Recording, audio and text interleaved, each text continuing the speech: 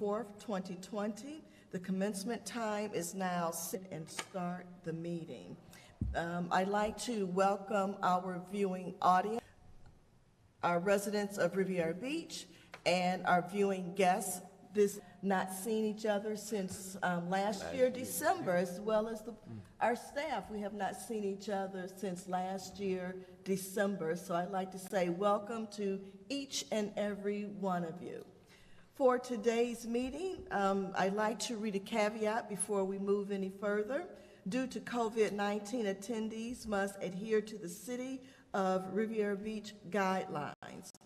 Next, I'd like to give the caveat as we move into any public comments later on in the meeting. If you wish to speak on any item on this agenda, please complete a public comment card and provide it to Planning and Zoning staff. Cards must be submitted prior to board discussion of an item. Thank you. And at this moment, we're going to go into a moment of silence and pledge of allegiance. And let's see, I would like Mr. Nuebe, Board Member Nuebe, if you could lead us into a moment of silence and pledge of allegiance, please. Okay. Do I have to say anything or no? Just a moment of silence and then stand and we'll follow you for the Pledge of Allegiance. Okay, so we'll start with a moment of silence.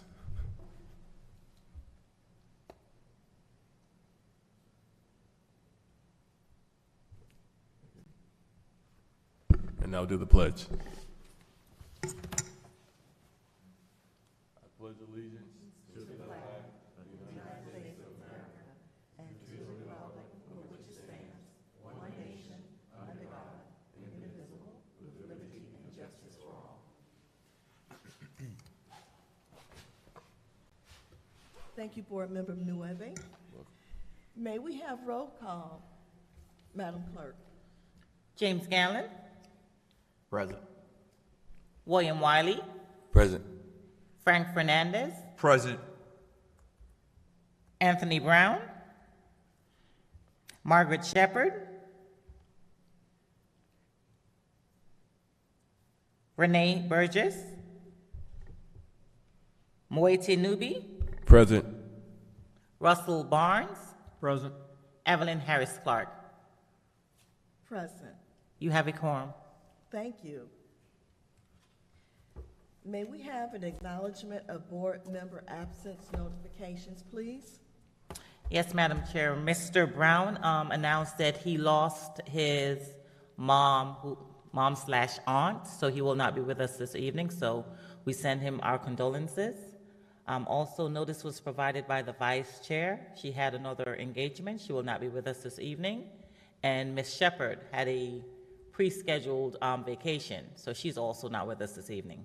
Thank you so very much, Madam Clerk. Okay, next item on the agenda. Any additions or deletions to our agenda this evening? None, Madam Chair. Do we have any board member disclosures? Is seeing none? Okay, and may we have an adoption of the agenda? So moved. May I have a second? Second. Okay, may we have a roll call, Madam Clerk? James Gallen. Yes. William Wiley. Yes. Frank Fernandez. Yes. Moeti Nubi. Yes. Russell Barnes. Yes. Evelyn Harris Clark. Yes. Unanimous vote.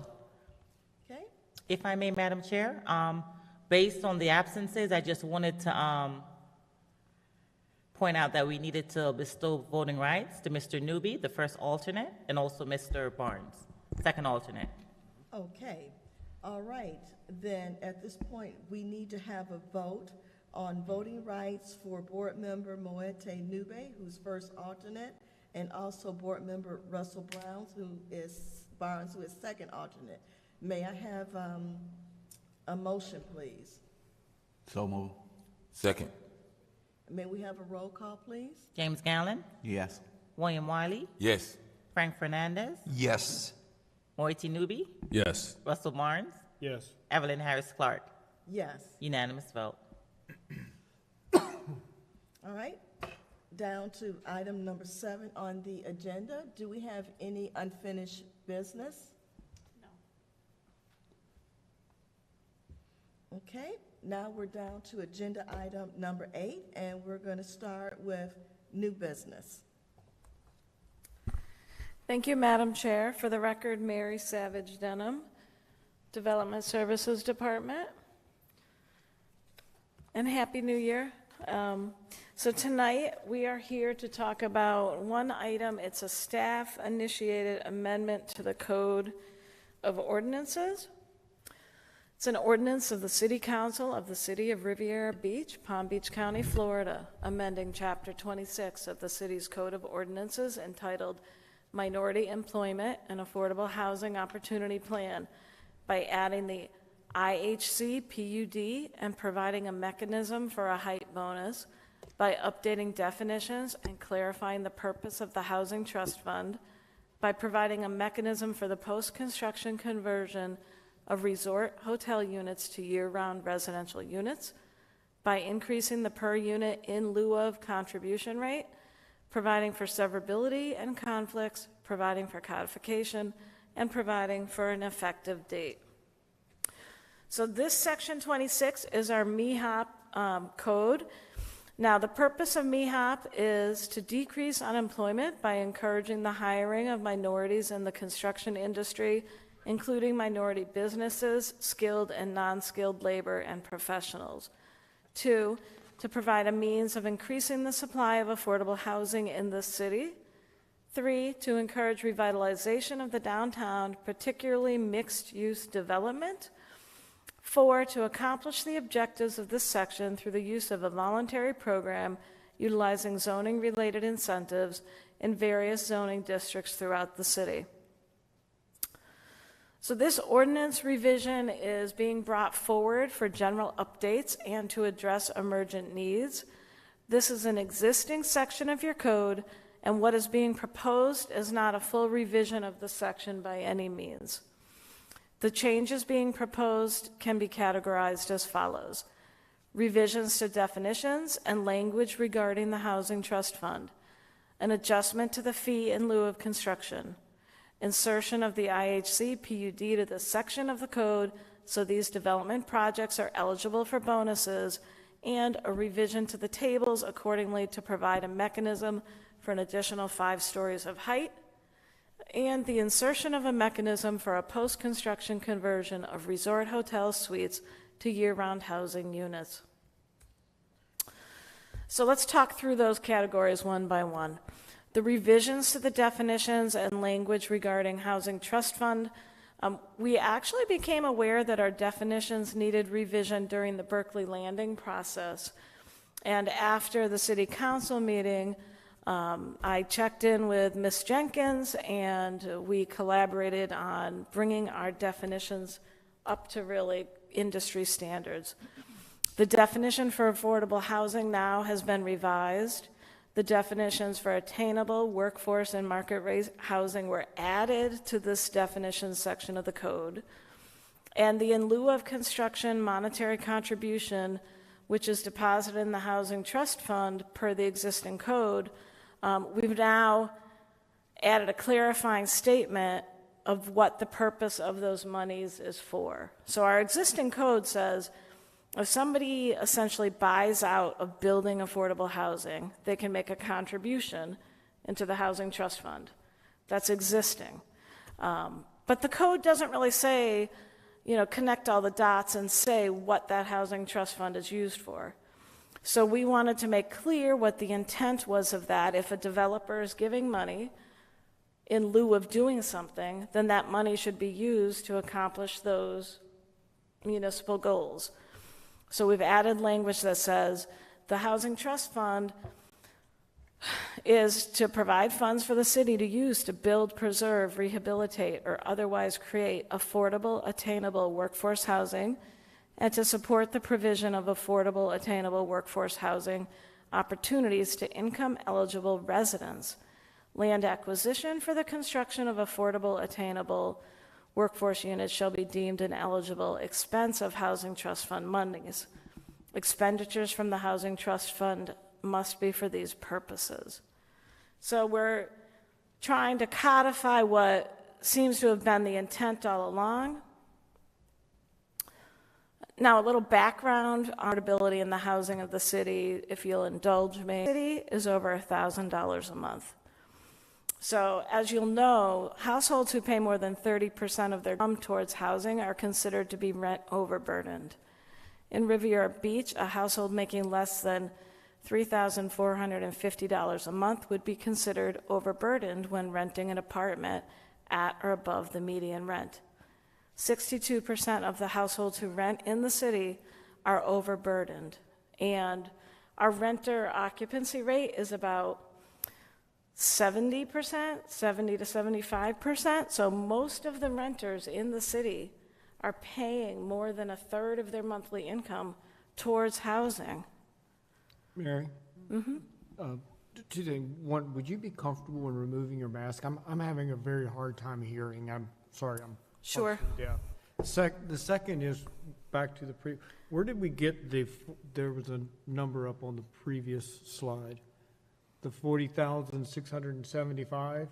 Where did that come from? I Googled it today and it was 47,193. I got this from Palm Beach County, from our AMI comes from the Palm Beach Incorporated County.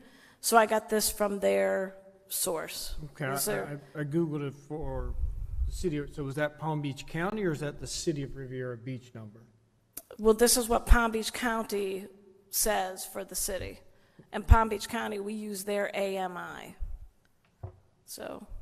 Okay, I got a different number when I Googled it today. Okay.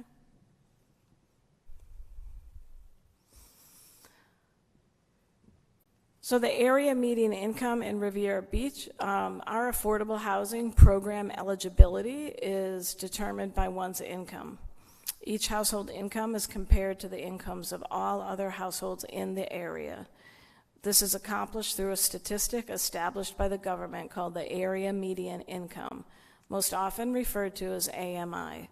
The AMI is calculated and published each year by HUD. HUD often uses an area larger than a city to determine the AMI because HUD anticipates that those people searching for housing will look beyond individual cities during their housing search. For Riviera Beach, the AMI is calculated from all households within Palm Beach County. In Riviera Beach, HUD calculates the 2021 AMI for a family of 4 as $80,200. So in order to secure development bonuses, typically density, through this section of the code, applicants can participate in MEHOP and choose either employment or housing requirements to qualify for the bonus in density. Under the housing requirements, a developer can construct affordable units or pay a fee in lieu of construction for the units. The current fees in our ordinance were set in 2006 and have not been adjusted since that time. Given the changes in the market and economy since that time, as well as the need for affordable, attainable workforce housing, and because this section of the code is being revised for other purposes already, our recommendation is to adjust the fees now. Our existing code has the per unit contribution set at a percentage of the sale price value per unit and then specifies a minimum per unit contribution, currently $30,000. So we took a look at what some of our neighbors were doing for in-lieu contributions, and I will say that not all workforce housing and inclusionary zoning programs are created equally, so it's a little tricky comparing them because a lot of times they're very nuanced. However, Jupiter, for an ownership unit, their in lieu of contribution is $200,000. For a rental unit, their in lieu of contribution is $150,000. Delray, for an ownership unit, $160,000 is their in lieu of contribution. Palm Beach County, their in lieu of contribution for an ownership unit in 2021 is $105,300. The rental unit, it's $78,975. In Riviera Beach, we're proposing to shadow Palm Beach County. We're proposing $105,000 for an ownership unit, $78,000 for a rental unit. Boynton Beach, currently, they charge $82,986 for a fee in lieu of for ownership and $36,760 for a rental unit. We did find several other programs with different numbers, but those programs were just so different from our program that it didn't make sense to kind of put the numbers up there. I didn't find any programs that were really exactly like our program, and I do think ultimately our program should be revised a little bit more deeply. So we are recommending at this time, because we're modifying this code, that we adjust those in lieu of contributions, and we recommend corresponding our requirements with Palm Beach County. Now, putting the IHC PUD into this section of the code was one of the main reasons we're opening up this code. The planning board, you'll recall, at the December 16th meeting, reviewed and approved revisions to the PUD and downtown districts regulations in order to allow new IHC PUDs in the CRA as a mechanism for higher density mixed-use economic development. That allowed a maximum building height of 20 stories in line with several other zoning districts in the city. It was brought to staff's attention that there is interest in the development community and the administration to be able to consider projects up to 25 stories in height. For this reason, this code has been revised to enable applicants to apply for a height bonus of an additional 5 stories by participating in MEHOP and constructing affordable units or contributing to the Housing Trust Fund. We put that 5 stories into MEHOP instead of into the PUD code because it's a discretionary or a choice of developers, and that's a little different than just allowing throughout the entire downtown 25-story buildings. So the revisions in the code are to include the IHC PUDs in Table 2, 3, and 4 to provide this mechanism for the density bonus to mixed-use projects developed as IHC PUDs. The final change that we made, again, was brought forward as a result of concerns that we heard. We're inserting a mechanism for a post-construction conversion of resort hotel suites to year-round housing units. There are developments that were approved in Riviera Beach under the Resort Hotel Zoning Code that have a mix of year-round housing units as well as resort hotel suites. We currently have 7 properties zoned RH. One development expressed interest in converting their resort hotel suites to year-round residences for a couple of different reasons. One, to enable their owners to qualify for homestead provisions and financing, and then also to eliminate the conflicts that arose between the year-round residents and then the vacationers that were using the resort hotel suites. Staff is also aware that some lenders are struggling with how to finance these resort hotel suites because they're not really homes, they're transient units, but people are trying to get them financed as apartments or second houses. And it's come to our attention that some financing and lenders are having problems with that. So this is a challenge that wasn't anticipated. We're trying to provide a mechanism to address it that makes sense for the community. So understanding that we have several projects permitted with the same zoning code and that the markets are always changing, staff is proposing a revision to this section that provides a mechanism for the post-construction conversion of resort hotel rooms to year-round residences up to a maximum residential density of 28 units per acre. Once converted, the owners would then be able to qualify for homestead exemptions. They could secure more favorable financing for their units, and the conversions would only be allowed when the site already had the required parking per unit available. So as the board knows, a housing unit requires 2 parking spaces, a hotel room only requires 1. Some hotels actually do construct surplus parking, but it's a development by development location. Staff felt strongly that while we were sensitive to the concerns, we wanted to be sure that if a project did take advantage of this conversion process, that there wouldn't be any unintended consequences on the neighboring properties. You want to make sure that there's adequate parking to support the uses. So we feel that this supplemental bonus is supportive of the existing developments. We certainly don't want to see any of our existing businesses in distress, and it also would provide a benefit to the city. And so those are the 4 categories of changes that brought us forward. The real impetus was the IHC PUD revision, and then the post-conversion for the resort hotel suites. But we did know that we had to update the definitions. We did know that the contribution fee hadn't been changed since 2006. So since we were already in front of you with an ordinance, we tried to be efficient and kind of wrap everything into one. I will have to be back before you with, our code has general definitions section. I'll likely have to mirror these definitions in that section, but I did not bring that forward to you today. It's a lot to take in, so this is how I see that we're going to approach it, so we can look at this clearly and take in everything with each area that we have to take a look at and get our questions out of the way. So let's go back to the first part of the change, and let's take a look at that.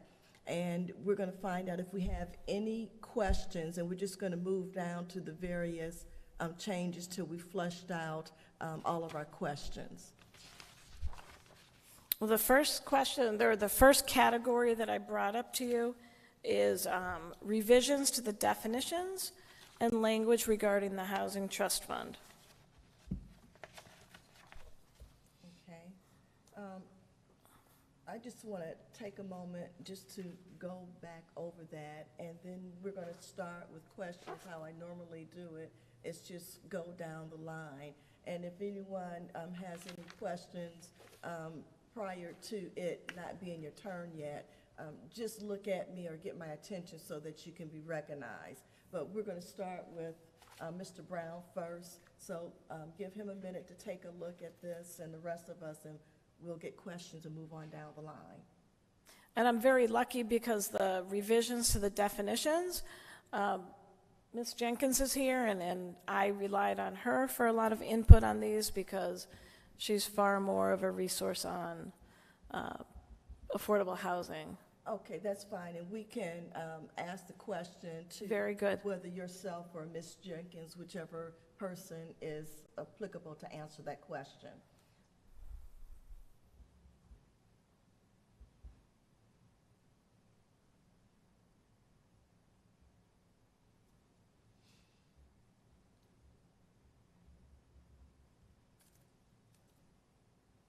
And for the board's reference, the definitions, you do have a red line of the document, and that's where all the definitions.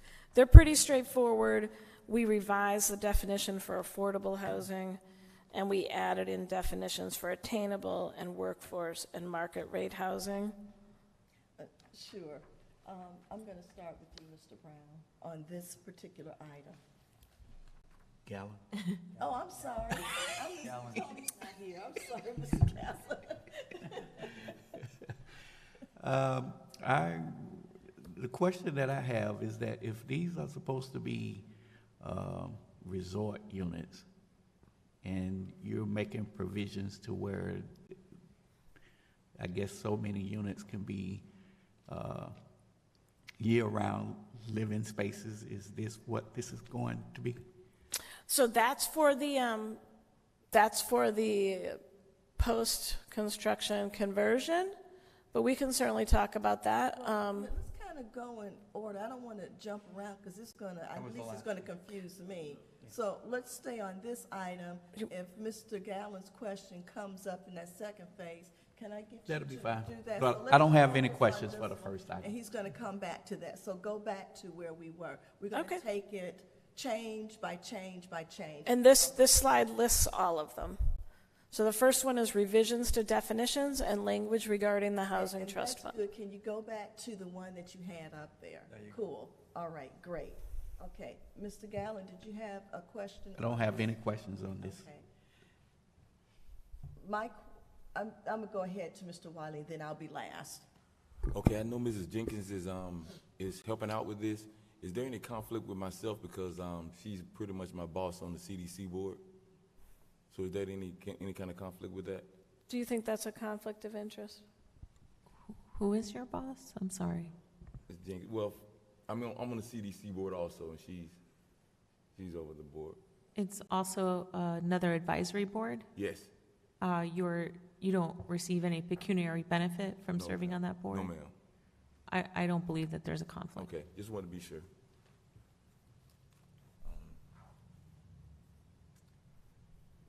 My question was pretty much the same as Mr. Gallen, so I don't have any questions at this time.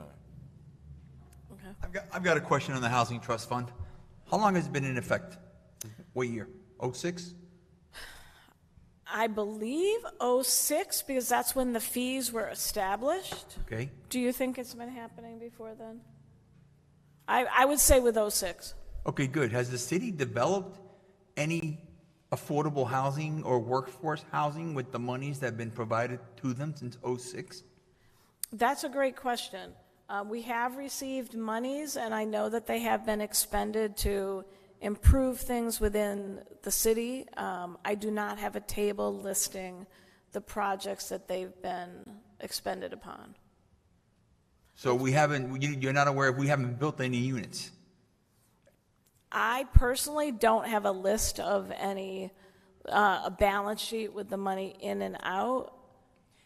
Okay, because the key here is we want to collect these funds to be able to place in the trust fund so we can develop workforce housing, Correct. correct? So it doesn't mix if we haven't been doing that since the inception. That's my question. So I just want to make sure that if we're going to vote on something, that that definition is adhered to.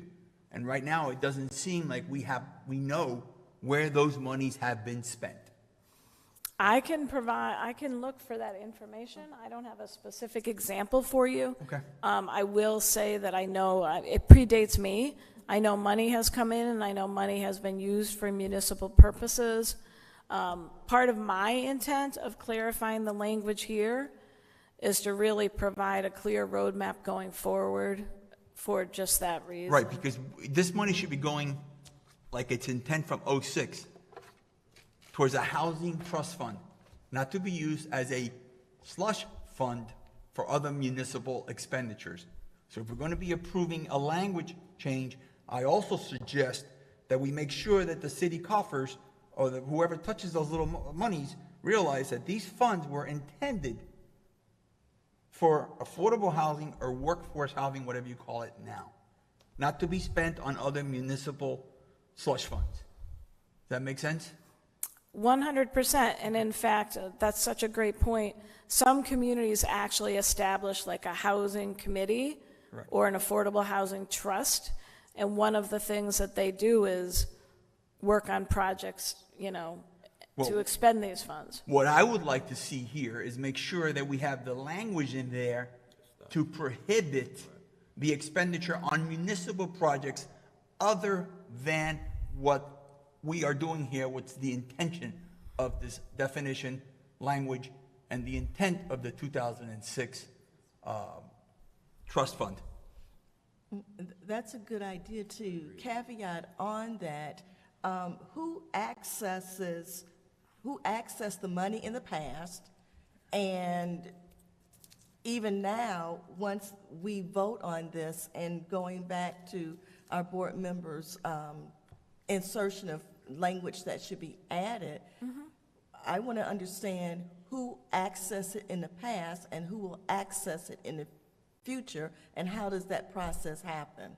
A control mechanism Right. to make sure that if we're going to vote on $105,000 to be collected, we want to make sure that money is spent on exactly what its intent is for. And I keep hearing, I believe it was for other municipal allocations. No. So we need to tighten up this wording. If you can add something to it to make sure that these funds will be used specifically for housing trust fund, affordable housing, exactly what you have in the definition, not to be utilized for any other municipal slush fund. Agreed. Well, it does say expenditures from the Housing Trust Fund must be used for these purposes. So this Well, is that's- an ordinance. That So was when the 2006 mandate, wasn't it? That's what. the red language is new. So I'm proposing that we insert the red language Correct. to provide clarification and guidance moving forward with regard to the expenditure of the funds. So the red language is a revision that we're, the current text just says, let me find the page so you can see what is in there now and what we're proposing to change it to. Because I agree with you. So if you go to page 8 of 15 of the red line document, It's on page 8. on page 8, it says currently about the Housing Trust Fund, it just says, under this option, the developer chooses to contribute directly to the Housing Trust Fund in accordance with Table 4. Table 4 is the one that says how much money goes into it. And then it simply says timing of the contribution is 1/2 prior to building permit and the remainder prior to CO. So the language, to your point, Mr. Fernandez, that staff is recommending is number 3, that clearly says the purpose of the Housing Trust Fund is to provide funds for the city to use to build, preserve, rehabilitate, or otherwise create affordable, attainable workforce housing, and to support the provision of affordable, attainable workforce housing opportunities to income-eligible residents. Land acquisition for the construction of affordable, attainable workforce units shall be deemed an eligible expense of Housing Trust Fund monies. Expenditures from the Housing Trust Fund must be for these purposes. So we're recommending we put this language in the ordinance, and for exactly what you're talking about. Are you saying you just want it to be firm, or is this language as No, actually, only? if you read the language that she read that was already in there, it said for the Housing Trust Fund. Okay? So what I'm trying to figure is, we're doing the same thing in red. Expenditures from the Housing Trust Fund must be for these purposes. Right. So I just want to make sure that the language there specifically prohibits the utilization of Outside those. parameters. Exactly. Yes. So we if, got you. if the representative here for the city is attesting that, yes, it will be done, and the language will cover us, and Ms. Busby agrees to it, then I'm perfectly okay with it. Okay, so we have that noted, and I want to go back to my question, and you can answer it later. I don't want to go out of order, but, so I'm going to go now to Mr. Moetti. You're next. Okay, so I guess from reading, let me see. So I'm just trying to catch up to the definition. So we have affordable housing, attainable housing, workforce housing, and market rate housing. So this is a little bit, this is kind of a side question, but do we know what the percent breakdown is currently in the city? I don't know that off the top of my head. You mean how many people are at each income level? Yes, I guess the 4 categories, because I don't know if there are a target that we are, as a city, that we want to have these percentages, this is like our goal. I don't know what, if we're having these definitions, like, is there some type of vision as to what the breakdown that we want? I do not have a vision, and I do not know the current percentages. What I am aware of is that the need is great in the city. I don't know if the CDC has a vision, or do you want to answer that?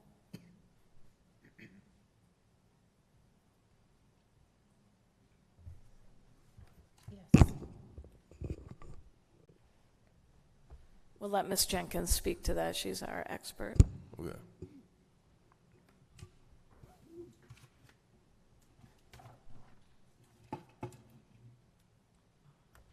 forgive me, I'm a little challenged in walking today.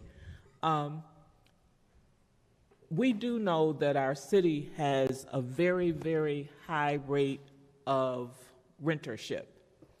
And we know that in certain areas of the city that our neighborhoods are considered low to moderate income.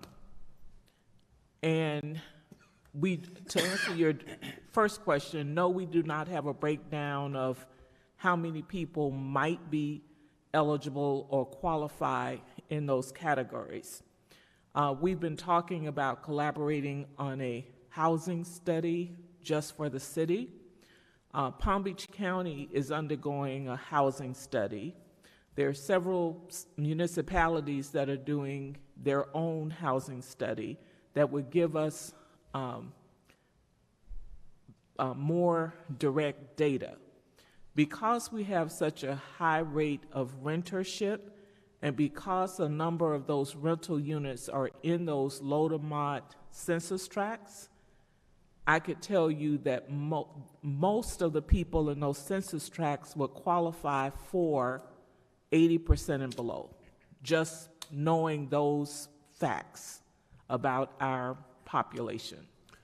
Okay, so would it be safe to assume that, let's say, 90% of renters are going to fall into the affordable housing category?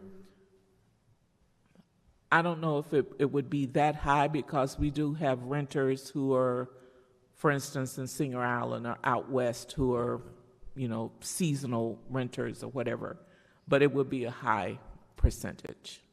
Okay, yeah, I don't know if it's possible for us to maybe get some type of numbers, but I do think it would be good to kind of know, because I don't know, like for instance, let's say if we know that 30%, is like market rate housing and 70% is, or 40% is affordable housing, and it's just to kind of know like what's our goal. I think it can definitely help with planning when we have those breakdowns. I can tell you, for instance, that we support a home buyers club where people are being trained, they're interested in home ownership. And number one, we don't have a lot of supply. The demand is great. Mm-hmm. There's not a lot of subsidy available in the county or the city to assist it. I've just got off a call before this meeting, and the median price of housing in the county is upwards above $400,000, which puts us out of range. And we have a pipeline of at least 200 families right now that are interested in housing that would fall in those categories of 80% and below. Okay. Okay, follow-up question to that. So if we have almost 200 families, Mr. Burnett, we're gonna let everybody get their questions out, and then if you have a question, then direct towards me so I can get recognized, because I haven't had a chance to ask my questions either. Okay. Okay, so, Mr. Martin, you're finished? I'm finished. Okay. Yeah, couple questions. One, I like the language, it's good. I think you've got a really good job there. Just general questions. Who, to sort of a follow-on to Mr. Fernandez, who oversees this fund? So the Housing Trust Fund right now is in the Finance Department. We have two sections of the city that really does housing projects, and one is this housing department. Let me back up. Development Services used to have a housing department that was disbanded. We're hoping to get it back. So that's one thing. We'll put that on the side. Currently, Assistant City Manager Mrs. McBride is doing housing revitalization work, and she's actually hiring a housing manager to assist with some of that. And also, Ms. Jenkins' group does housing work in the city. So at the moment, we're all talking about a couple of things housing related to kind of get everything to gel back together. One is to work on getting that housing study funded for the city so that we have our own data, targeted data for Riviera Beach. And that housing study and plan could then, provide a vision and goals and tangible metrics. Mrs. McBride is very busy working on grantsmanship. Our department does support that. So we all are involved. Back to your point, I added this language to the code because I felt that there needed to be a little finer point on the pencil. And it very well may be that the administration chooses to set up another advisory board. Right. A lot of communities that have a housing trust fund also have advisory boards that do that, and I have some language about a housing trust fund and how it could be set up. I think that's something that administration would need to tackle, but we need to reformalize that. Right, and the reason is there a current balance that we have in the current fund? Does anyone know what that is? And then how much revenue, and this has the potential of generating millions of dollars, and then I'm just curious, is one individual making the decision of we're going to buy this piece of property and build a house on it? Or how is this process of spending the dollars that are being generated? What's the process now? Let's start Yes, with this thank you. question. What's the process now so we can understand, to his point, the coffers building up, and our point is not for access willy-nilly. I don't know if we have any jurisdiction over that, but we would like to know what is the process now, and when the coffers are built up, who has access to it? And for example, and we have the CDC and we have the CRA. They're also responsible for affordable, attainable workforce housing. Now, they have their own separate budgets, I would imagine. Are they tapping into this once it builds up? So Was that's that a hot question, Mr. Sermon runs up here? Was it hot? No, actually, this is a great conversation, and those are great questions. What I would tell you is that there hasn't been any money generated from this program since 2011. So we're hoping, as part of the PUD zone changes and the MEHOP revisions, to really kind of stimulate some development. Now, we do actually have another project that will be before you in a couple of months that's going to go through the MEHOP program. So we haven't had any money put in since 2011. I don't believe that there's any money in there now. Who spends money on housing? Again, it would be Mrs. McBride or the city, a city initiative, or Ms. Jenkins. But I will defer to Mr. Sermons. Good evening, Madam Chair. Clarence Sermons, Director of Development Services. As far as the current process, what I can contribute to the conversation is that those accounts are managed through the Finance Department, and they are bound by any ordinances connected to them. So in this scenario, the Finance Director would have to receive authorization from Council to expend funds from this account, and the primary goal in this ordinance update is to make sure that we have better language regulating how funds or what funds can be expended for from the account. But currently, yes, they are managed through the finance director in terms of having access for expenditures, and he has to be authorized for the expenditures. Okay, so if we're understanding that it's housed in finance, and depending upon when it finally gets built up, public knowledge, city council would know how much money is there, and if we got these certain affordable, attainable workforce housing projects in the pipeline, they know that the monies are there to upstart those particular initiatives, and it's really at their jurisdiction of how that money is going to be accessed and what they're going to do with it, hopefully the definition that's here, as well as CRA, I'm not sure, but the CRA or CDC also can petition for those funds too, for the same initiatives. The project generally would need to be approved by council, and by way of that council approval, they would give authorization to the finance director to expend funds out of said account. And if there's an ordinance governing what those funds can be expended for, it puts in those protections down the road that we would know as funds come in what they would go out for. And those funds for development they're going to be city proprietary, if you will. It's an outside developer cannot come and say, hey, they got all this money, let's tap into it. It's really the city, our money, that we can do these initiatives. It's proprietary, just for the city of Riviera Beach, us. That's correct, unless city council engages in some type of agreement to partner with someone for affordable housing or something of that nature. But yes, the funds are of the cities for their discretion based on the ordinance. Okay. Does that answer your That question? puts another dynamic into this of who can petition to access this money. Surely the city council starts it, but as my point that I was asking, can someone outside of us city have access? Because it is public knowledge that, let's say a developer comes in and they are not capitalized, but they know we got these coffers. And being a smart developer, they would come and say, let's see how much we can chisel off of the city of Riviera Beach out of these coffers.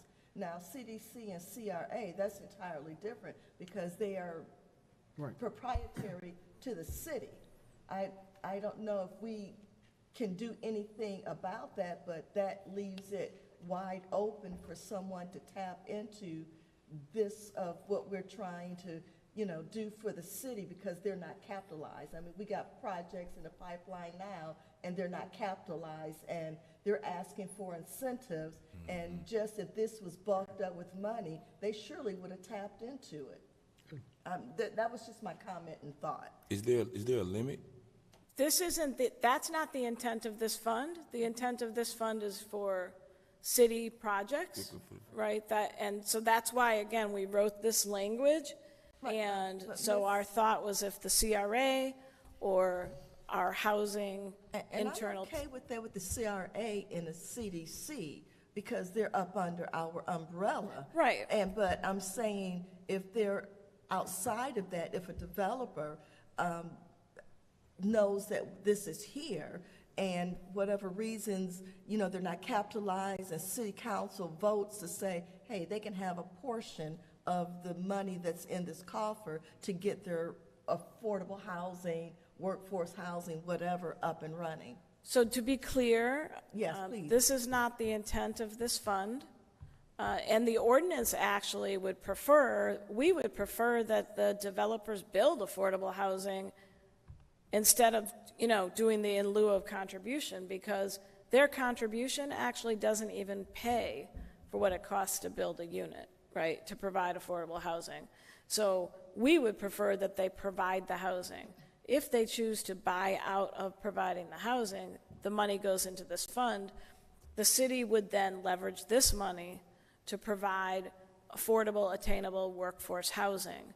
And we want to be sure that it's clear in the code that that's what the money is for. This money is not money for someone else to tap into.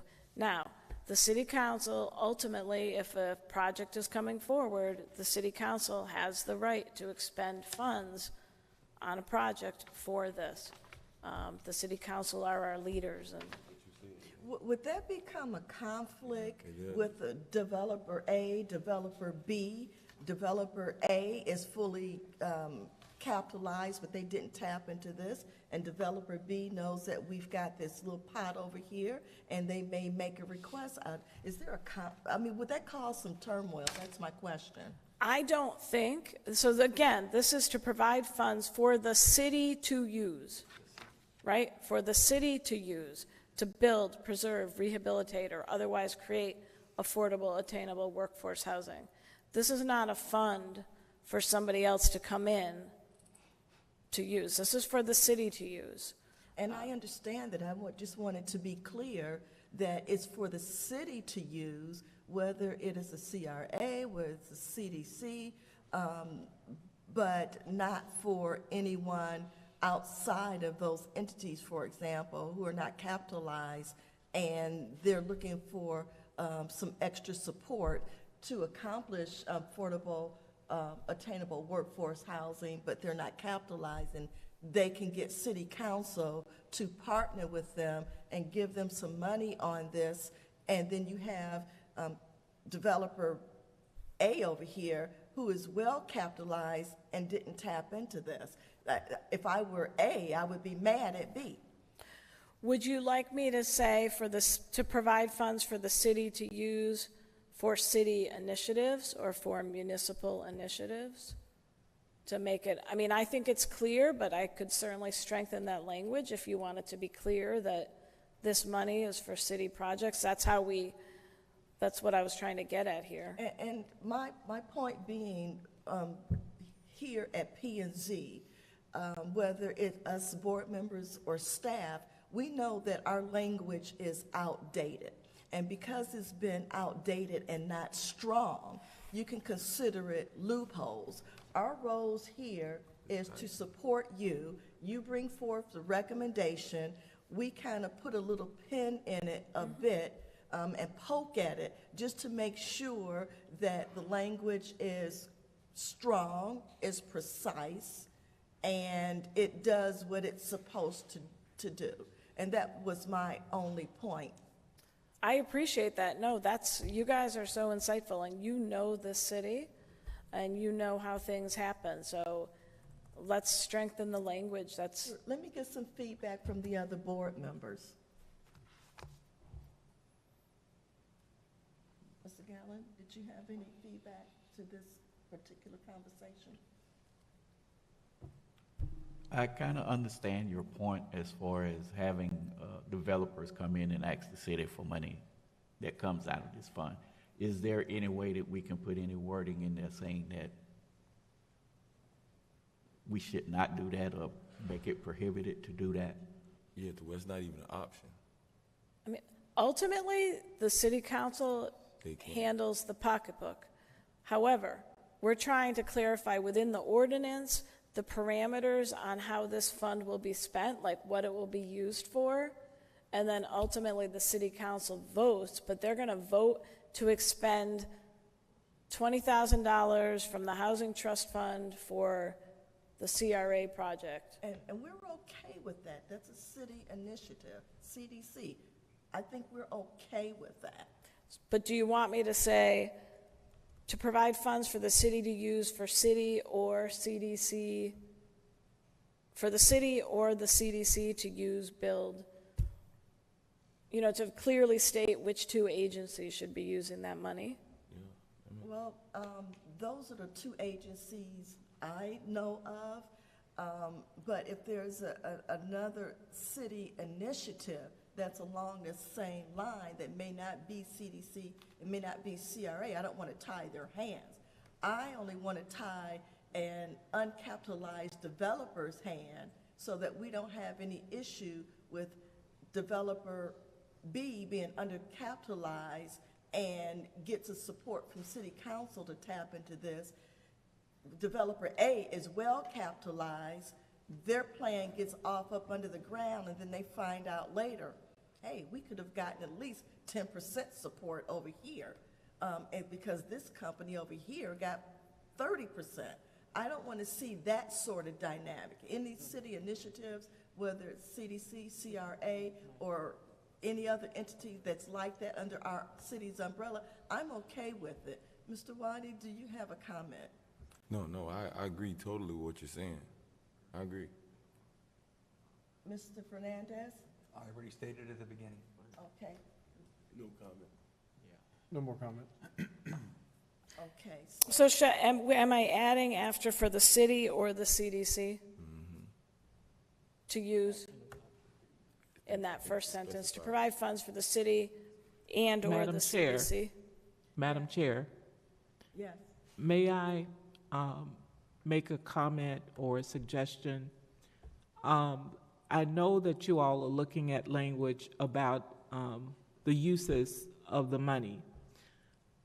And I'm sitting here thinking about how the county's Commission on Affordable Housing works, which is their Affordable Housing Trust Fund Advisory Group. West Palm has one, Boynton has one, Delray has one.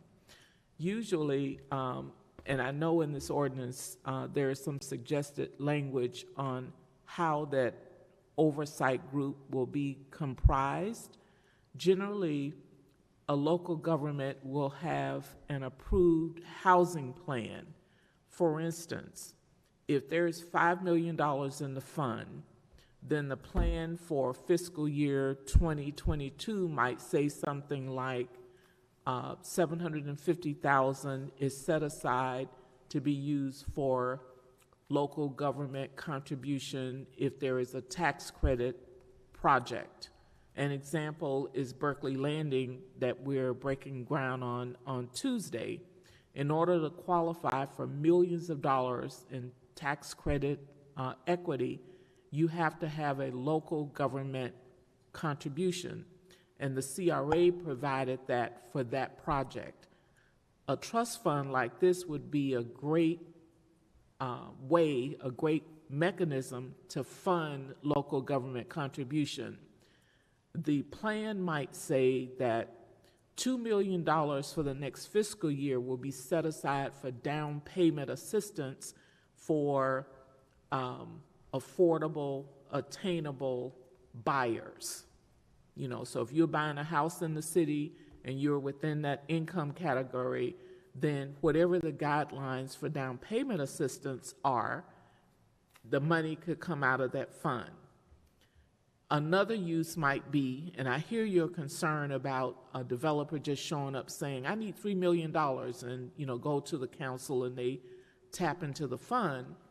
But you might have something that says, okay, we're going to issue an RFP for development proposals to create affordable housing in our low-mod neighborhoods. So a for-profit developer, the CDC, somebody could come with a proposal that is evaluated that might be the recipient of those funds. So it should be a process, a plan, and an advisory group that's overseeing it and reporting back to the council. And I hear you, Ms. Jenkins. I think our question is, and I want to go back down to Board Member Barnes, what he said, and it might have been Board Member Fernandez too, that we haven't done this at all. Am I correct that we haven't had any monies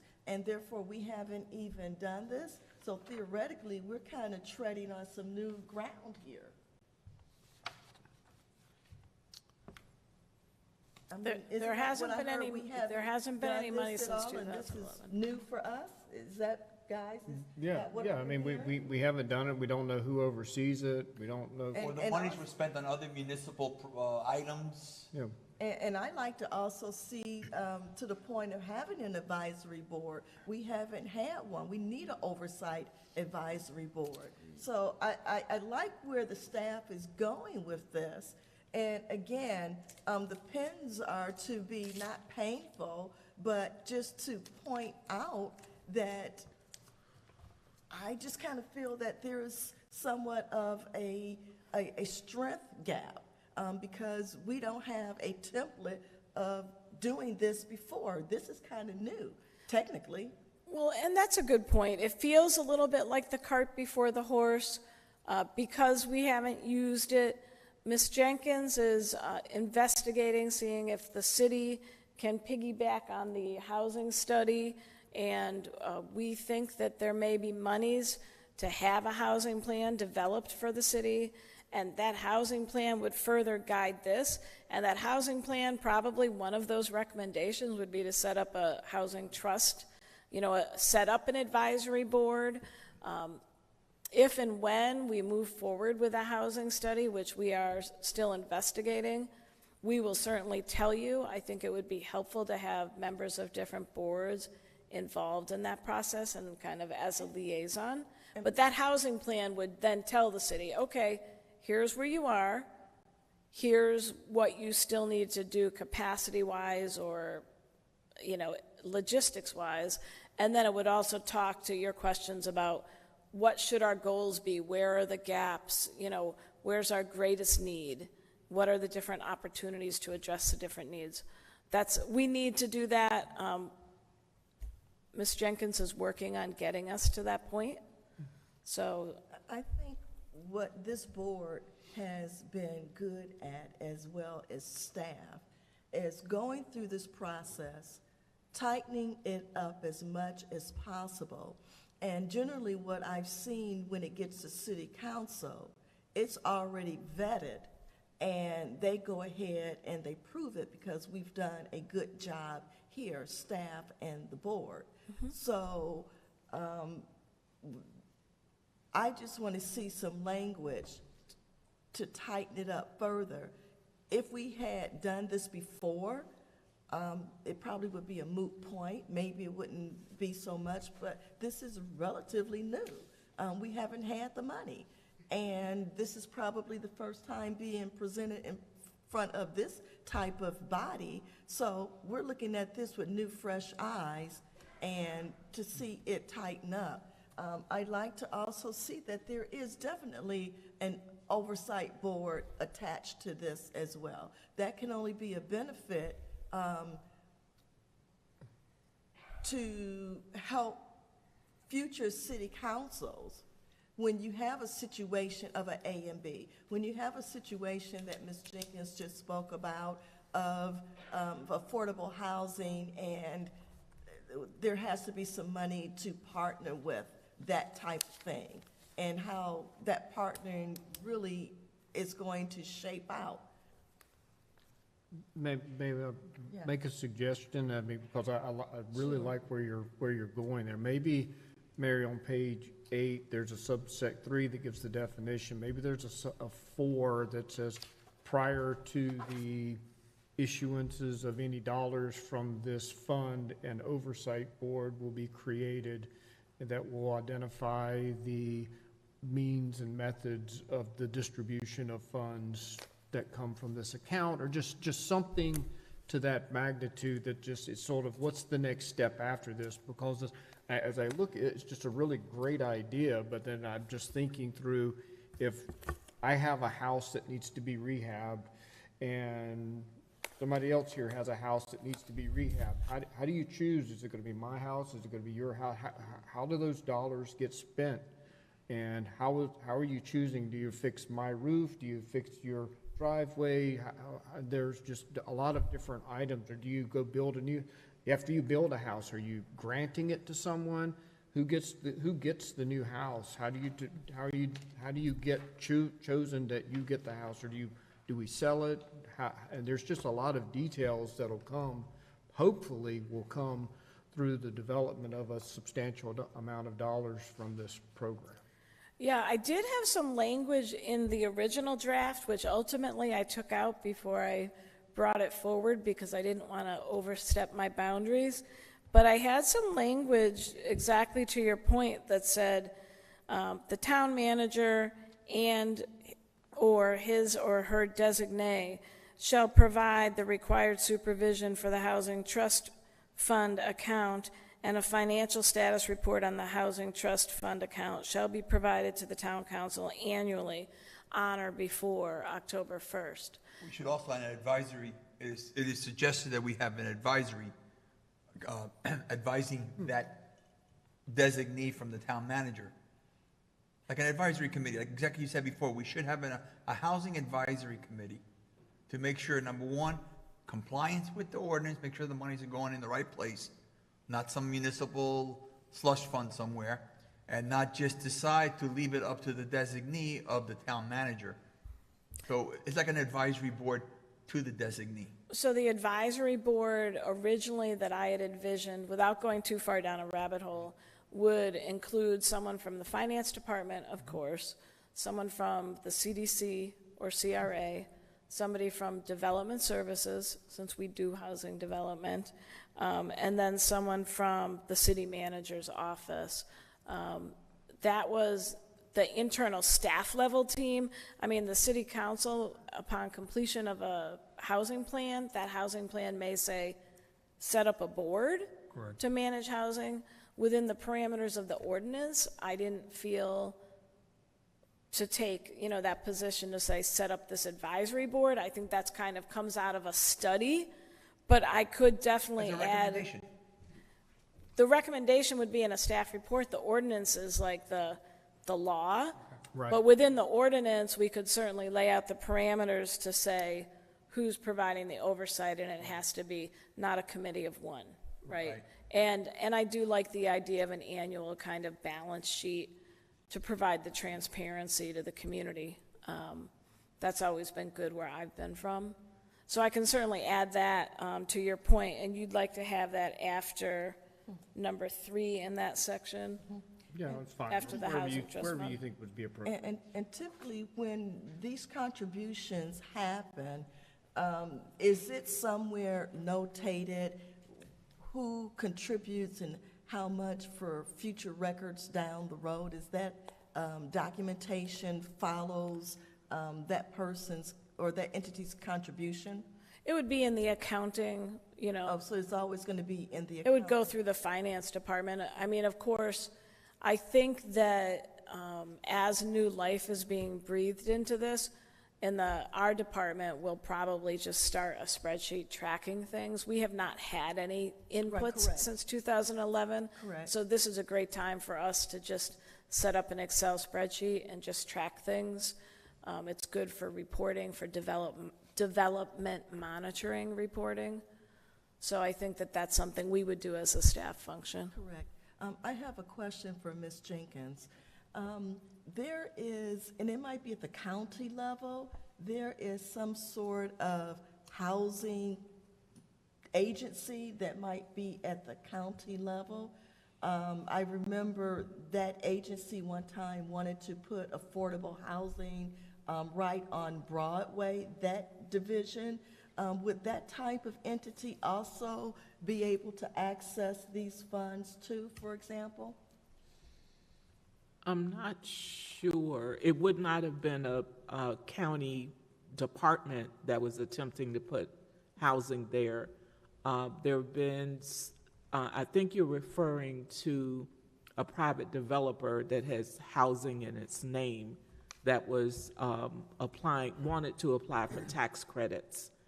And Let me say, I remember they wanted to buy that land that was on Broadway and backed up to E. They wanted that section, and they wanted to buy that from the city. And you're they wanted referring to put up you're was that referring to the county? Riviera Beach Housing Authority. That's Riviera Beach Housing Authority. Riviera Beach Housing Authority. There have been several development proposals that have bubbled up from time to time.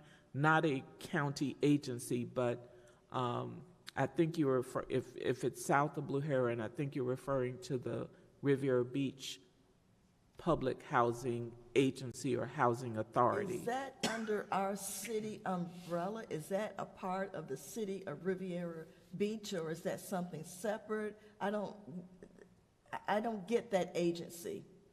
I'll ask our attorney to. You mean the Riviera Beach Housing Authority? Yes. Okay, so I'll provide you, I want to give you the exact, because we have it.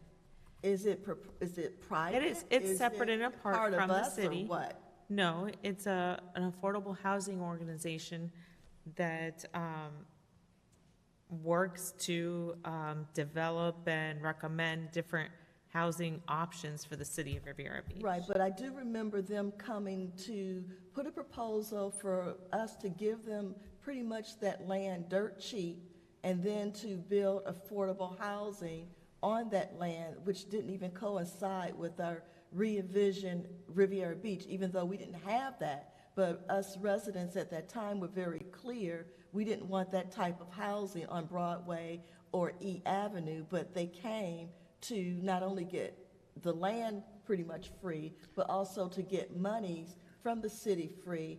And my question is, they could have theoretically maybe gotten it from this type, but I wasn't sure if it was a proprietary No, sort of company, or they're if it separate. was They were under- established by a resolution of the city of Riviera Beach. I'm trying to find the date that it was established because it was maybe in the 60s.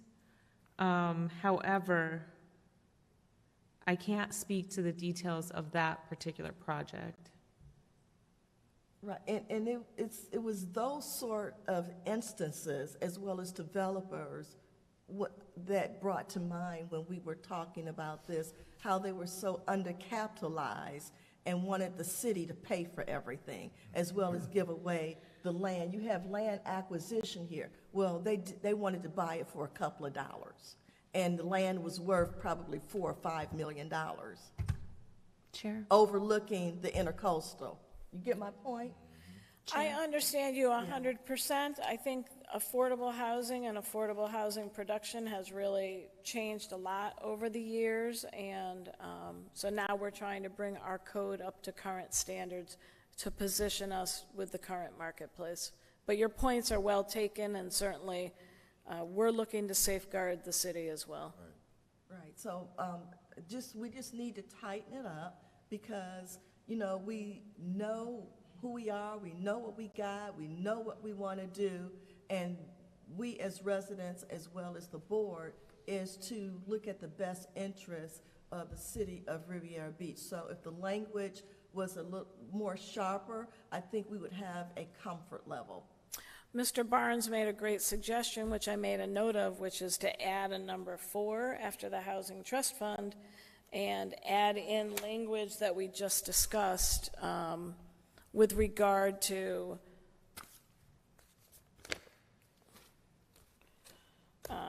and I'll wordsmith it a little bit before I put it in, but that a committee, including but not limited to the town manager, his or her designee, and a representative of the finance department, the CDC, and the development services department shall together provide the required supervision for the expenditure of funds from the Housing Trust Fund. A financial status report on the Housing Trust Fund account shall be provided to the town council annually on or before October 1st from this committee, or this group. I won't call it a committee, but this team. So I'll wordsmith it a little bit, but essentially that would be number 4 underneath the Housing Trust Fund language. And that may bookend this and provide the desire that you want. And I have one last question. This focuses on the affordable, attainable workforce housing. Were there other instances where this fund was tapped into outside of these parameters with other municipalities, for example? So these parameters we're putting into place now. Again, this language is new language. I will work to find some data for you. I did start to look for some data with regard to in the past. I'm trying to lay the path forward in the future. So attainable and workforce, those words weren't even in this section of the code until hopefully when this moves forward. That's new language. So that would be my response. Okay.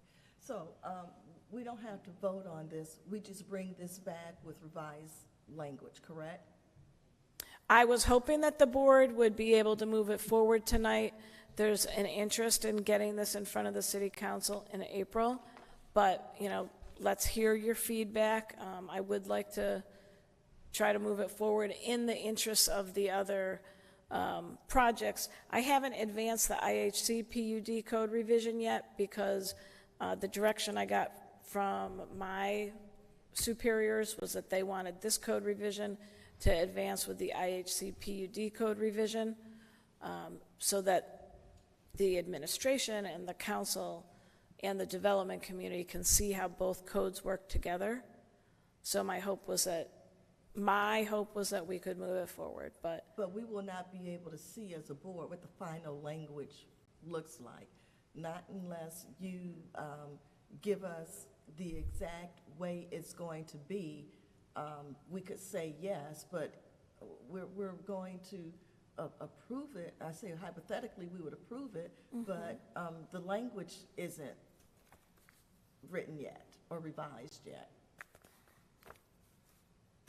so the language that I just said to you, if that's the roadblock, we can certainly settle that right now. As far as that number 4, if that's the board's pleasure. Okay, with the board's pleasure, with Ms. Savage just reading the language that is going to put forward, then we will be able to take a vote on that. But personally, I just didn't want to vote with the informational quandary of not knowing what that language is. So I'll give you a chance to go ahead, Ms. Savage, to delineate that, and then we go ahead and we make a motion and make a vote. Is that all right with everyone? Okay, so everybody knows what they're voting on specifically. You ready? Sure. Okay.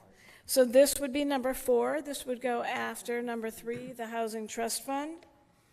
The supervision for the Housing Trust Fund shall be provided by a team including but not limited to representatives of the Finance Department, the Development Services Department, the CDC, and the town manager or his or her designee. A financial status report on the Housing Trust Fund account shall be provided to the town council annually on or before October 1st. Okay, and does that Excuse me, Chair. date coincide with other financial reports that are also due? That I cannot speak to. But that is the fiscal year. That's the end of the fiscal. That's a That's budget the year. end of fiscal year? Yeah, that's sometimes the budget fiscal year. years are different. That's the only reason I ask. Excuse me, Chair. May I ask staff, Ms. Savage Denham, to clarify the acronym for CDC and the use of it, because Ms. Jenkins has an objection to that use. Just a clarification, Madam Chair. I think we had talked about CRA. It should be CRA in there. Okay.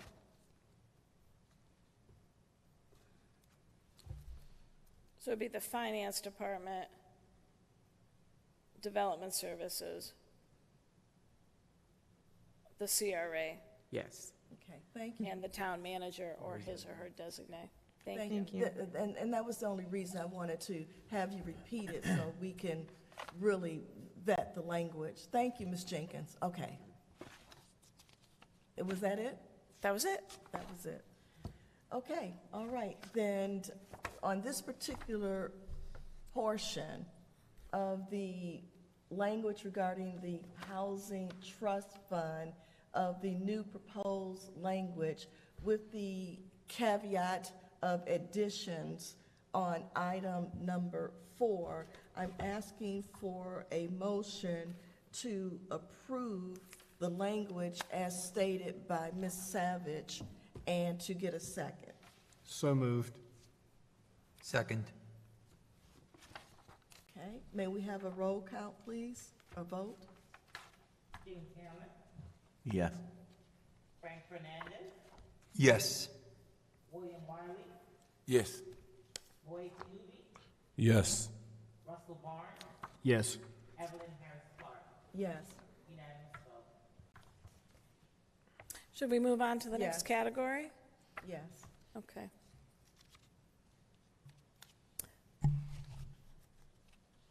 So the next category is adjustment of the in-lieu contribution number. Again, right now for ownership units, our fee would be 3.5% of the sale price or a minimum of $30,000 per unit. We're recommending to change that $30,000 per unit to $105,000 per unit for a townhome or ownership unit, and $78,000 for a rental unit. We feel that mirroring what the county is doing is reasonable, and it's less than some of our other neighbors, and that's really the second category, is changing the in-lieu contribution. And I will say too that, again, this is not a full revision of the code. You know, we took a look at some of the square footage values that you'll see in the contribution table. We didn't choose to adjust those at this time because I would need to have a further study done to provide a legitimate suggestion to you. Bless you. Thank you. Since we're hoping to have a housing study done, it may very well be, once that study is done, that this code gets revised further.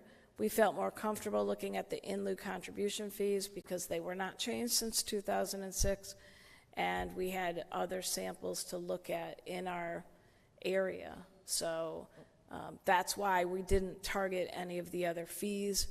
We wanted to have a more thoughtful process to do a deeper revision. My question is, you're looking at today's numbers, and those numbers are going to be hopefully looked at again because of the changing market conditions going up, and we want to at least be in step with that. You can always, as what the county does with our own personal homeowner taxes, right now we're all going to be assessed in November, and we're being looked at now. Our taxes are going to be higher when we get our November bills because of what's going on. And let's just say that there was an economic turndown, then the county would go back and make those adjustments. I just want to make sure when there are those fluctuations of the highs and maybe the fluctuations of the lows, that this will adjust itself accordingly, just like the market. So when it's high, we're getting the maximum like everybody else. If it's low, we got to make the adjustments. I don't know if that has to be language, but I want us to be in step, or at least be assured that it's going to be taking a look at 3 months from now, 6 months from now, 12 months from now, that once we vote, that it will not just go up under the table and it's not looked at again for another 5 years. Well, it's actually been 18 years, and that's a really fabulous point. I will say that different communities reevaluate the fees on different schedules. Palm Beach County looks at theirs annually, but in Palm Beach County, the director of their planning department has the ability to recommend changing the fees. Here, it's within our ordinance. So what I would suggest is that when our housing study is done, the housing study is going to tell us how to do it. Right now, the way to change that number is it's an ordinance, so we would have to come back and modify the ordinance. It very well may be that we change how we do things in the future. I understand how Palm Beach County does it and that they have it be a director-level decision to modify it. Again, I didn't bring forward that suggestion now because I just didn't have all of the backup to justify it. We may get to a point where we suggest a different mechanism. Right now, it would be incumbent on staff to annually monitor what happens and bring back a revision to you. I like to know that it is annually eyeballs on it. And I don't mind that it's staff taking a look at it, long as there is a timeline there. Just like we do in corporate America. There's a timeline just on contracts. You know, we do contracts and then nobody looks at it, and this vendor is gone on forever, and that contract should have been taken a look at. So I just want to see some sort of annualized period in which this is taken a look at. Therefore, it will not ever fall off of the radar. And I have one question regarding Palm Beach, well, actually Jupiter and Delray Beach. It's just real interesting that their numbers are so much higher. They may have higher population density than Riviera Beach, but then Palm Beach County certainly has more density than everybody, but their number is 105. I'm not quite sure what's happening with Boynton Beach there, but my question is, why is there such a, yes, a difference?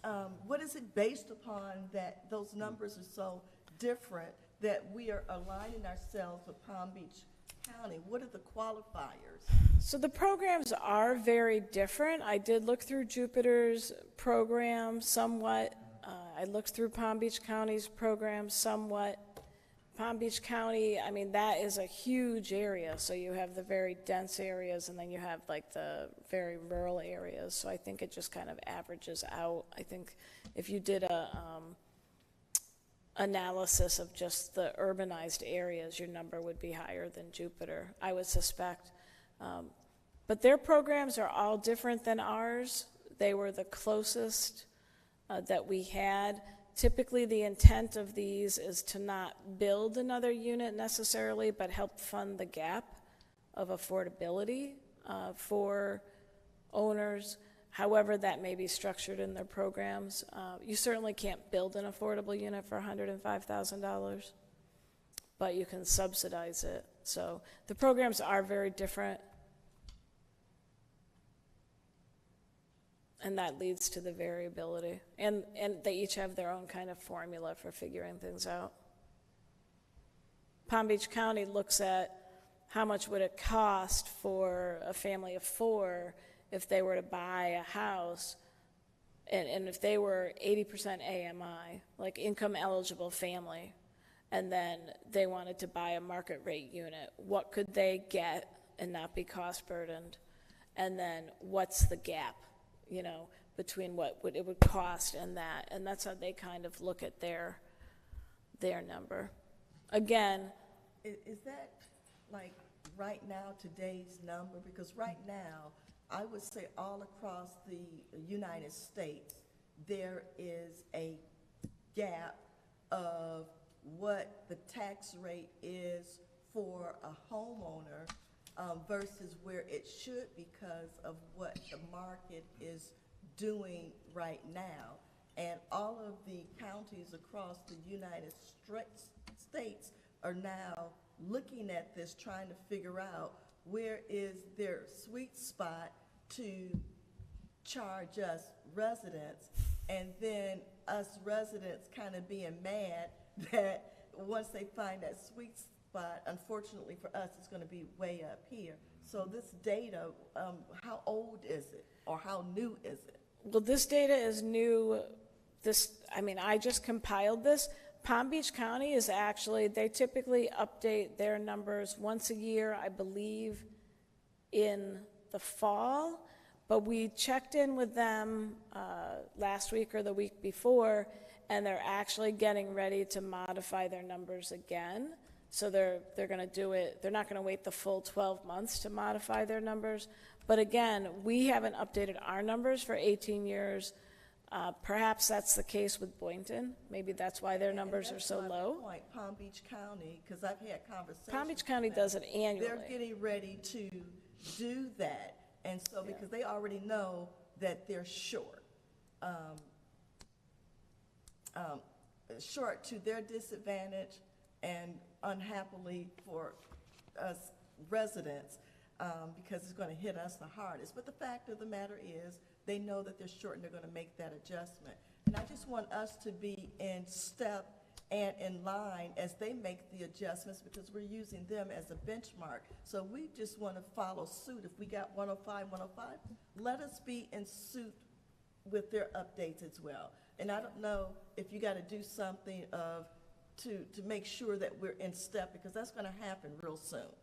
What we would do as staff, again, is monitor our peer communities or comparable communities. But again, we're going to be looking at all of this as part of the housing study and figuring out what is the, the best way. Is there a better way? Is it the right way to follow Palm Beach County, which is very reasonable? We do that in a lot of different ways. Or should we have a Riviera Beach, calculation? We don't have that study right now. That's why staff suggests it's reasonable to follow the county. They update their number once a year. Staff will, if we continue to update our numbers annually, staff may look to provide a mechanism within the ordinance so that that can happen outside, so we don't have to every single year bring back an ordinance just to change the number, unless that's the pleasure of the board.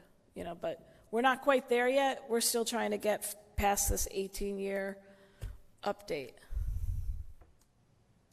Okay, so we're getting past the 18-year update, which is fine, but we're not in a position knowing that just in a few months, this is going to change, and when we're going to take a look at it to make sure that we're, pretty much up to date and aligned. So you are just asking us to vote on this, although we know that there's going to be an informational update disconnect. I am asking you to accept this because this is where Palm Beach County is right now. That is a reasonable comparison community. We use it in many other ways within the city. Although staff has said they're looking at the numbers now, we don't have a schedule for the update. And I think that this is already a change from where we were in 2006. I think this is a good step. I would be hesitant to delay waiting on another board's action, like an outside agency. I think we should take a first step, and if we need to revisit it, I think staff has shown that we're responsive enough to bring it back to you and say, let's look at it. But I would hate to wait. You have a lot of development on your doorstep. Sure. Then we don't want to wait. I just want some stipulation in there because it's happening right now across our nation where these numbers are going to be revised because they just have to the way the market is going. And I just want to be assured that we're going to be in line in the next 6 months or less. Under the in-lieu contribution section, I can find a place to put in that, staff will evaluate the contribution. That's fine. That's annually, all I wanna see. Type of thing. Yeah, that's all I want to see. Okay. Because we have to, because it is changing.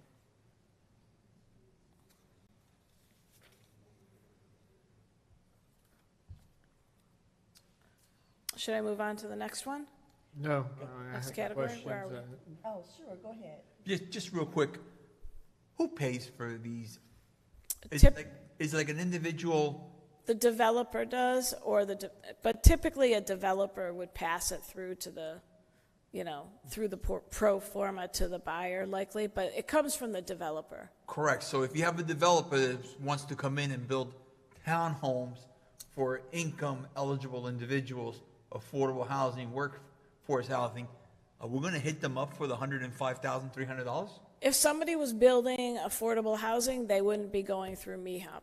Okay. MEHOP is for the developers. For example, somebody wants to build in the IHC PUD, and they can build a 20-story mixed-use project, and they say, hey, I want to build a 25-story building. How do you get there? You participate in this program. You can either provide affordable housing, which obviously they won't. They will want to buy their way out because they will have a luxury, building, and they're not going to want to do that. So then they'll say, okay, I'll pay you the contribution. You can take my money, city, and meet that need somewhere else. I would like the density bonus, right? And then, so the developer is paying that, that fee. Okay, I just want to make sure it wasn't tied into an individual homeowner or somebody that wanted to build a house for affordable housing, that's all. These are for developers, so we have another project under review now that's in the RM20 zone. RM20 allows 17 units per acre and you can get up to 20 units per acre by participating in this program. So it allows them a 3-unit per acre density bonus, provided they, provide the fee or provide the units. It's been our experience that people prefer to pay the fee than the units. Okay, thank you. One question, I mean, to make no doubt about it, the developers are gonna pass the prices on to the people that are buying it. So we're increasing the cost of the unit by $100,000 or whatever it is. Just, if we're are currently sitting at $30,000 per unit, and we've got $0 in our fund, what are we doing differently now that if we more than triple what we're doing, that we think people are going to actually take advantage of? Is it the additional density that we're talking about that would allow someone to say, I want to, although I'm not willing to pay $30,000, I'm willing to pay 3 times more? So that's a great question. I will say that I think part of the reason why this hasn't been used since 2011 probably has to do just with the market, right? Not really the code or anything that's happening, just what's going on. Because we have, as I said, a current project pending that's interesting in upzoning to build higher density multifamily residential. We've seen a great interest lately in multifamily. I don't know if the markets are back, the financing is more lucrative at the moment, land is cheaper, I'm not sure. They're choosing, it is important enough to them to get the density bonus to participate in this program. So I would say that it's a choice, right? You're not required to participate in MEHOP, but if you want to get more, you can. So for the... But they could get more now if they wanted to at $30,000 and they're choosing not to. Well, they could. So I would say that's not completely accurate because I do have a project pending that applied with the $30,000 fee in place. So we actually have a development now that will, I don't want to say too much about it, it'll be before you for your review. So we are reviewing a project that's utilizing that, and the developer is savvy enough to be able to realize the benefit of it, and they have an assemblage of properties that they're looking to build a high density project on. Now, the other piece of this puzzle about, what you're really saying is, how do we incentivize development, or why hasn't anyone done that? And some of that is a conversation that doesn't have to do with this code. It's part of a broader conversation that we've had in the city with the CRA. It's part of the reason why we brought forward a modification to the IHC PUD code. The PUD code used to say no more IHC PUDs in the CRA. So part of why nobody's used this within the CRA is because it's been prohibited. The code said you couldn't do it. So we're saying, now the city has said, we want economic development, we want to revitalize. Team, how can we get there? And the team is saying, here's one targeted mechanism, the PUD, right, with control by our leaders, by you and by the council. And then if you want to supersize it, we'll put a mechanism in MEHOP so that you can supersize it. But it's a voluntary choice. So there's one project that, with 5 additional stories, they could get 75 more units. Those 75 units are going to be probably penthouse units looking at the ocean. They're probably going to sell for $3 or $4 million. I guess my point is, we want developers to do this to generate dollars so we can then have more affordable housing. If we set the price too high, the same number of people are going to, right now, it just doesn't, I'm not comprehending why we would, I like a lot of the changes you're talking about. I don't understand why we would triple the cost that we're charging when no developers are doing this right now. So just philosophically, if someone's not willing to pay $30,000 to do this, they're not going to pay $105,000 unless there's something really big as the carrot to have them do this, and thus we're going to end up with $0 in this housing trust fund again. So I wouldn't say nobody's willing to do this, so I don't agree with that So statement. no one has done this since Nobody's done this since 2011, in the last 2011. decade. We also had a recession, and we've had a pandemic, and We've got there the hasn't been a hottest lot of housing market we've development. ever had, right? There hasn't been a lot of development in the city, in the CRA, and the CRA also had a code of ordinances that prohibited these projects. So within the CRA, no more, after Marina Grand was built, they changed the code, and they said, you can't build any more PUDs in the CRA. Now here we are today, and people are saying, we want to have mixed-use, higher-density economic development in the CRA. Why isn't it happening? It's not happening because the code says that you can't. This board had the foresight to support revisions to that code, which is moving forward. That code revision not only reauthorized the PUDs, which was great, and those are PUDs that have 3 revenue-generating commercial uses in them, up to 20 stories. That is the PUD code. However, we have an administration and we have developers who want to use that code, but then they also want to have additional height. And so this is a way to provide a bonus density. They don't have to pay the fee. They can provide the units if they want. In fact, if you look at the Well, table. they're not gonna provide the units, but, so, right, are you saying that they don't currently have the option of going the additional 5 stories now, and that's also something that's changing? That is the bonus. So that is different than what they currently have. this code provides a density bonus. So the IHC PUD didn't even exist when this code was written. So that specific type of PUD isn't in this code. So that was the first thing. Put that type of PUD in here. But then the second part of that was to say, okay, the people that want to build these mixed-use, high-density multifamily buildings on the water, they want 25 stories.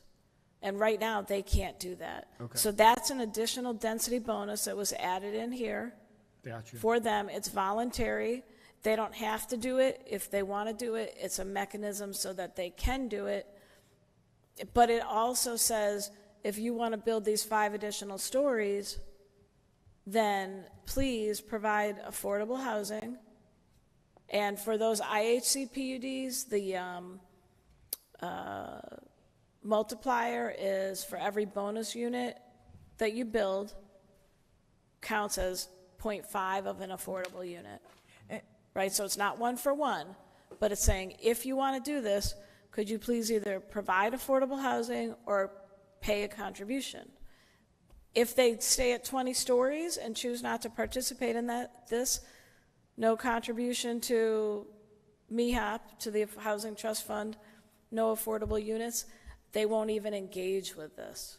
Okay. So it's kind of two separate things. I mean, I do hear what you're saying, but I don't think this hasn't been utilized greatly, because another portion of this program, which we're not talking about tonight because I'm not editing it tonight, but if people don't want to provide affordable housing or contribute to the fund, the other option they have is to provide minority employment. Gotcha. And a lot of people choose to do that instead of doing this. So it's a multifaceted program. I'm not editing that section of it tonight, which is why I'm not really focusing on it. But we have people using this now. I talk to people regularly about using it. And you're going to have projects in front of you that are using it.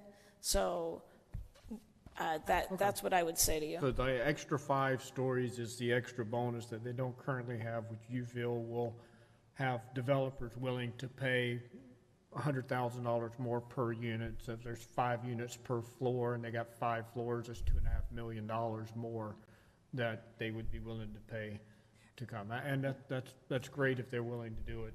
Another way to look at it, if we look at Lake Park, for example, it's land blocked. There's no more land in Lake Park.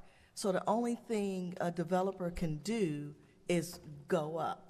And if you're willing to go, or you want to go up, because there's no more land and they want to build their taxable base, and these developers want to go up, but the city also wants to get some money, this is a way to do it.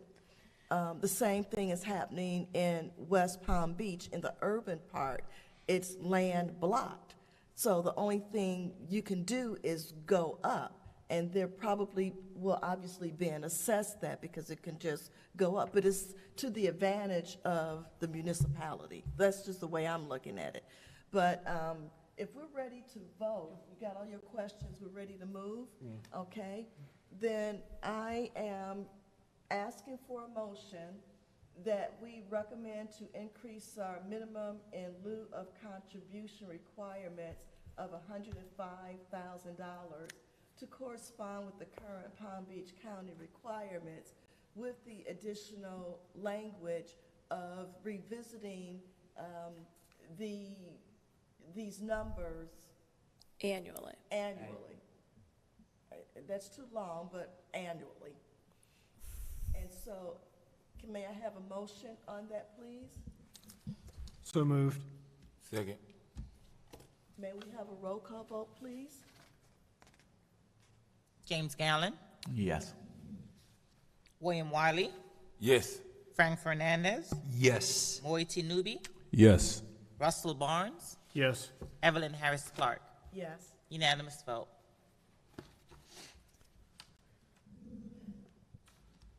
Okay. So the next revision is what we just actually spoke about for quite a while, so perhaps this section will be a little clearer. We're inserting the IHC PUD to this section of the code for exactly what we just discussed. Ms. Savage, the acronyms are great on paper, but instead of using the acronym so I can get a better understanding of the proper terminology, could you just break out the acronym for me? So the IHC is the Inlet Harbor Center. That's what the CRA used to be called. I didn't change the name of the PUD because it's already in the code and you already have one developed. And PUD is a planned unit development, and typically it's a larger, higher density development. Okay. Okay, you have a section in your code that has several different types. Some focus just residential, you have commercial ones, you have industrial ones. This particular one is special because it requires it allows high-density residential development, which of course everybody wants to build residential, but it requires not less than 3 revenue-generating commercial operations within the building. So if you can envision a high-rise with commercial on the bottom floor, and they don't have to put the commercial on the bottom floor, but typically that's what they'll do. And why would that be good within the CRA? This type of PUD is only allowed within the CRA.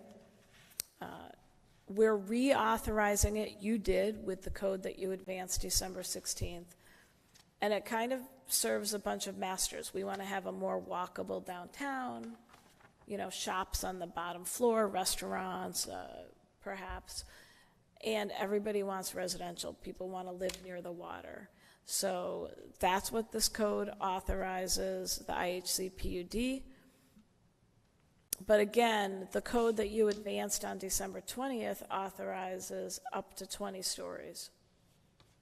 People want 25 stories, you know, or more than 20.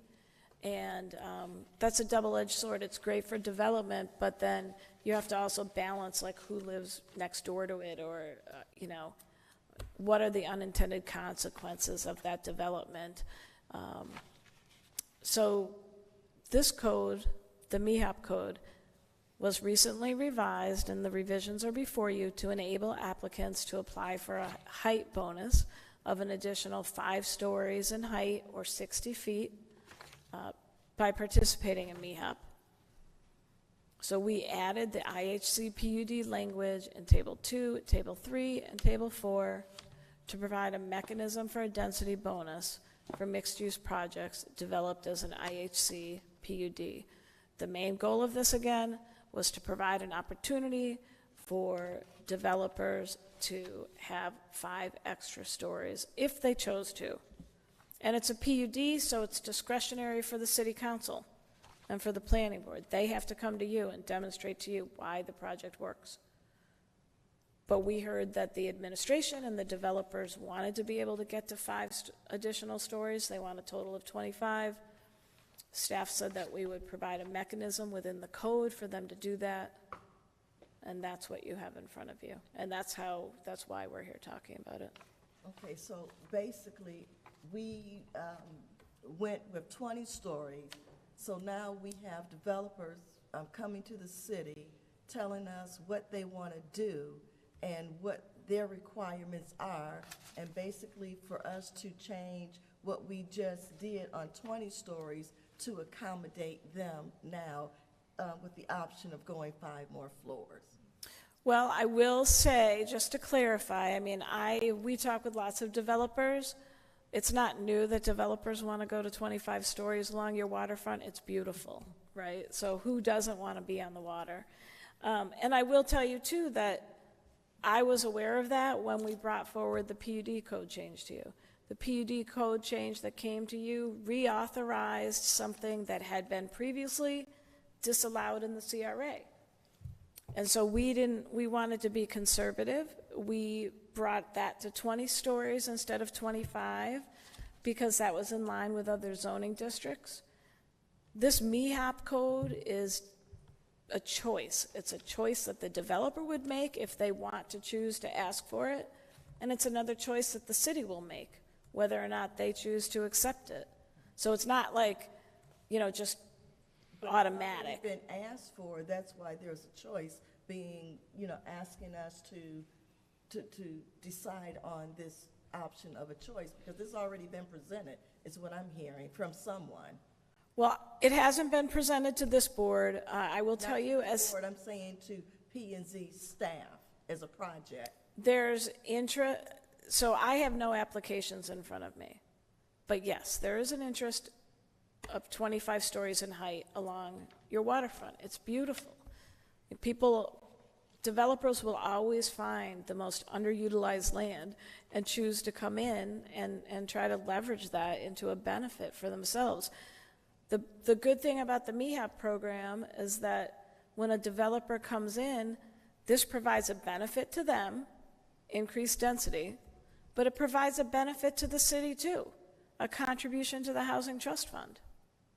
So it's not like you're just giving it for nothing. Wasn't it for the residents, hypothetically say that we had a room full of residents? Madam Chair, We don't. if you would, please speak into the microphone. Oh, I'm sorry. Thank you. What's the benefit for the residents, hypothetically, if we had someone here and we are trying to determine who we want to be when we grow up with the revision Riviera Beach? Maybe residents are good with the 20 and they're not good with the 25 because we will start to look like Miami, Fort Lauderdale, and some areas of Jupiter right now. And that's a good point. What I would say to you is this board and the city council has the ability to judge each project on its merits when it's in front of you. Right now, we're not talking about a particular project. What we're talking about is if we are to allow a bonus height density, which we allow bonuses like that already for other districts. So it's not like this is completely uncharted territory. For 25, but not for 25. No, you're correct, but this is a special animal. This is within the CRA. It's the IHC PUD, which is its own unique type of PUD, as I've explained. You will judge applications on their individual merits when they come to you. And based upon your advising and the city council's action, those projects will either move forward or not. Right now, what I'm saying to you is we've been asked to provide a mechanism for increased density.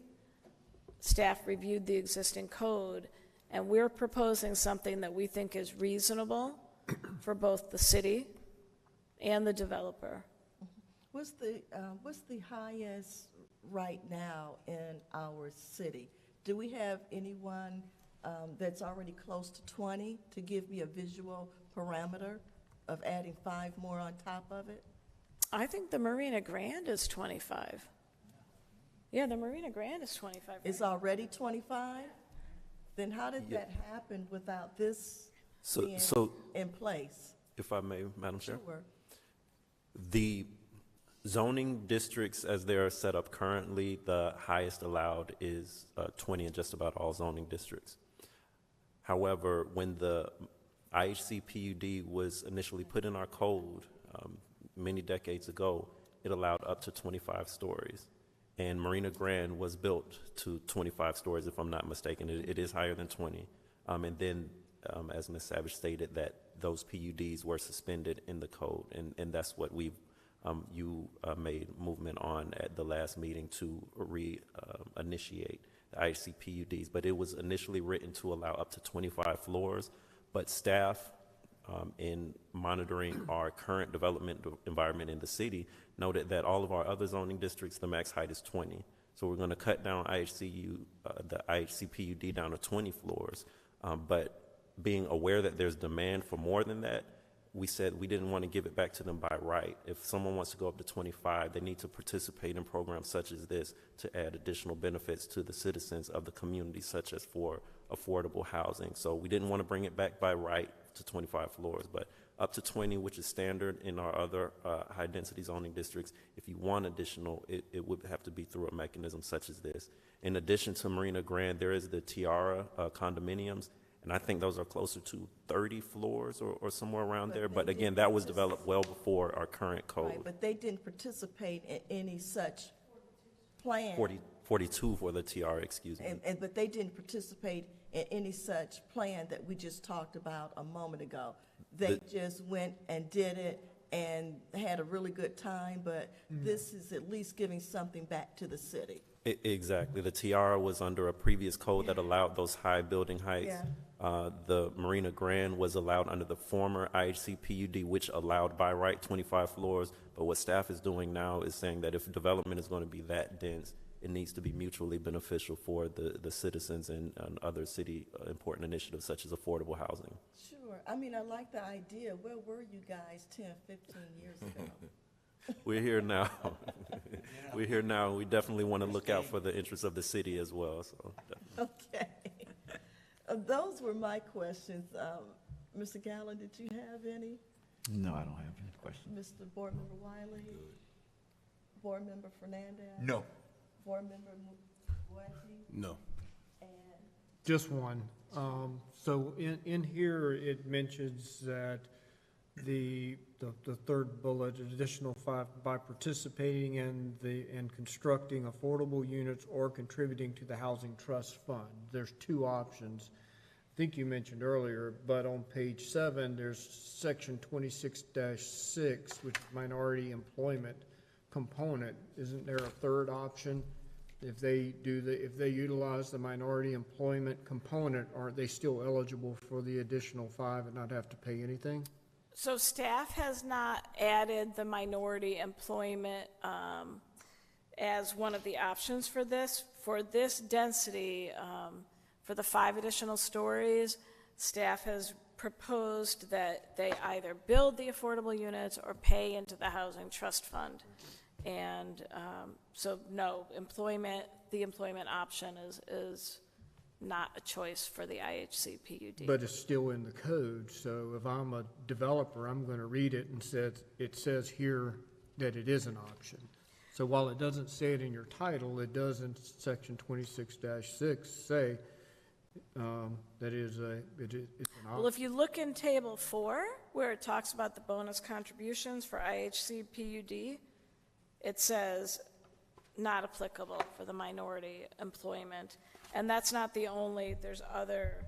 So then there's probably a little cleanup we need to do then, because I think there's a conflict. A conflict, so you want, that's a Yeah, good between point. 26-6 and what your table says you can do. And then, so if we're going to, and this is a broader question, if we are going to remove the minority employment component, which has been one of the items this board has talked about a lot, is utilizing local resources, hiring local people. Do we want to remove the opportunity for someone to hire locally and hire the local minorities from the ability to receive the bonus. And so if so, do we change the whole chapter? And so no, it's no longer a minority employment and affordable housing opportunity plan. It's now just an affordable housing opportunity plan. And that's a great point. I would say that minority employment is still an option for probably 90% of the bonuses offered within this table. And I will also say that we frequently, in our staff review of projects, even when they don't participate in this program, talk to them about minority employment and hiring. This board has standard conditions that you put forward. For the density increase proposed for the IHC PUD, we're not proposing to have the minority employment as an option for that particular category. It's not taken off the table for the other categories. The rest of the table is as it is. So minority employment still remains within the chapter. Okay, so it is intentional that we do not include minority employment as a potential for the bonuses. I just wanted to make sure that the board was comfortable with that. With it being taken out, you mean? Well, it is taken. It is not eligible for this. For the minority employment component is not eligible for the additional height. And I get your point, and I want to say that during recent debates for our election that's coming up, a lot of residents, as well as some of the candidates, if you will, new and incumbent, has expressed that the hiring of Riviera Beach residents, and you could say minority, is really critical and important.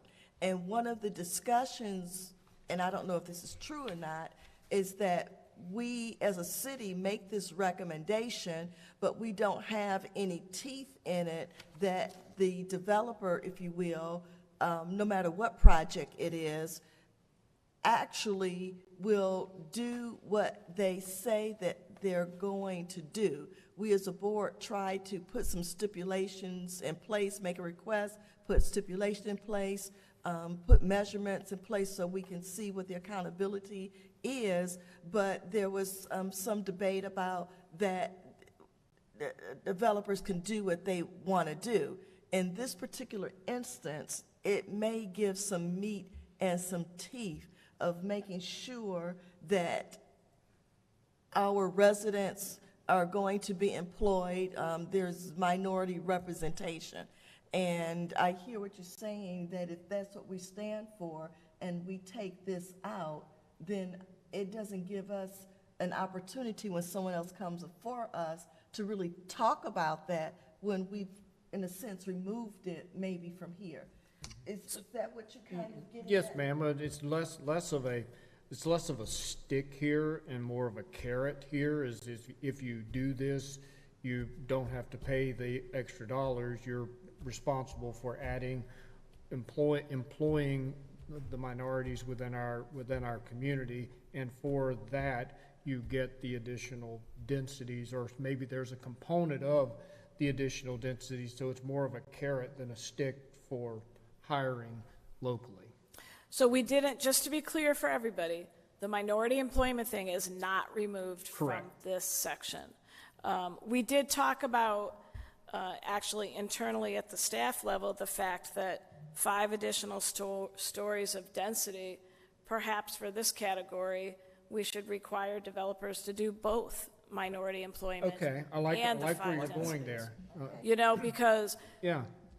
when we talked about either or, and you look at that minority employment, you know, section, which we did not edit this time. Correct. But we did look at it and we said that for 5 stories, and we just felt like that wasn't equitable. Not that we were Right. devaluing I it, agree with that. but for an IHC PUD, we could certainly revise this to say, if you want to, that you have to do both. Do both.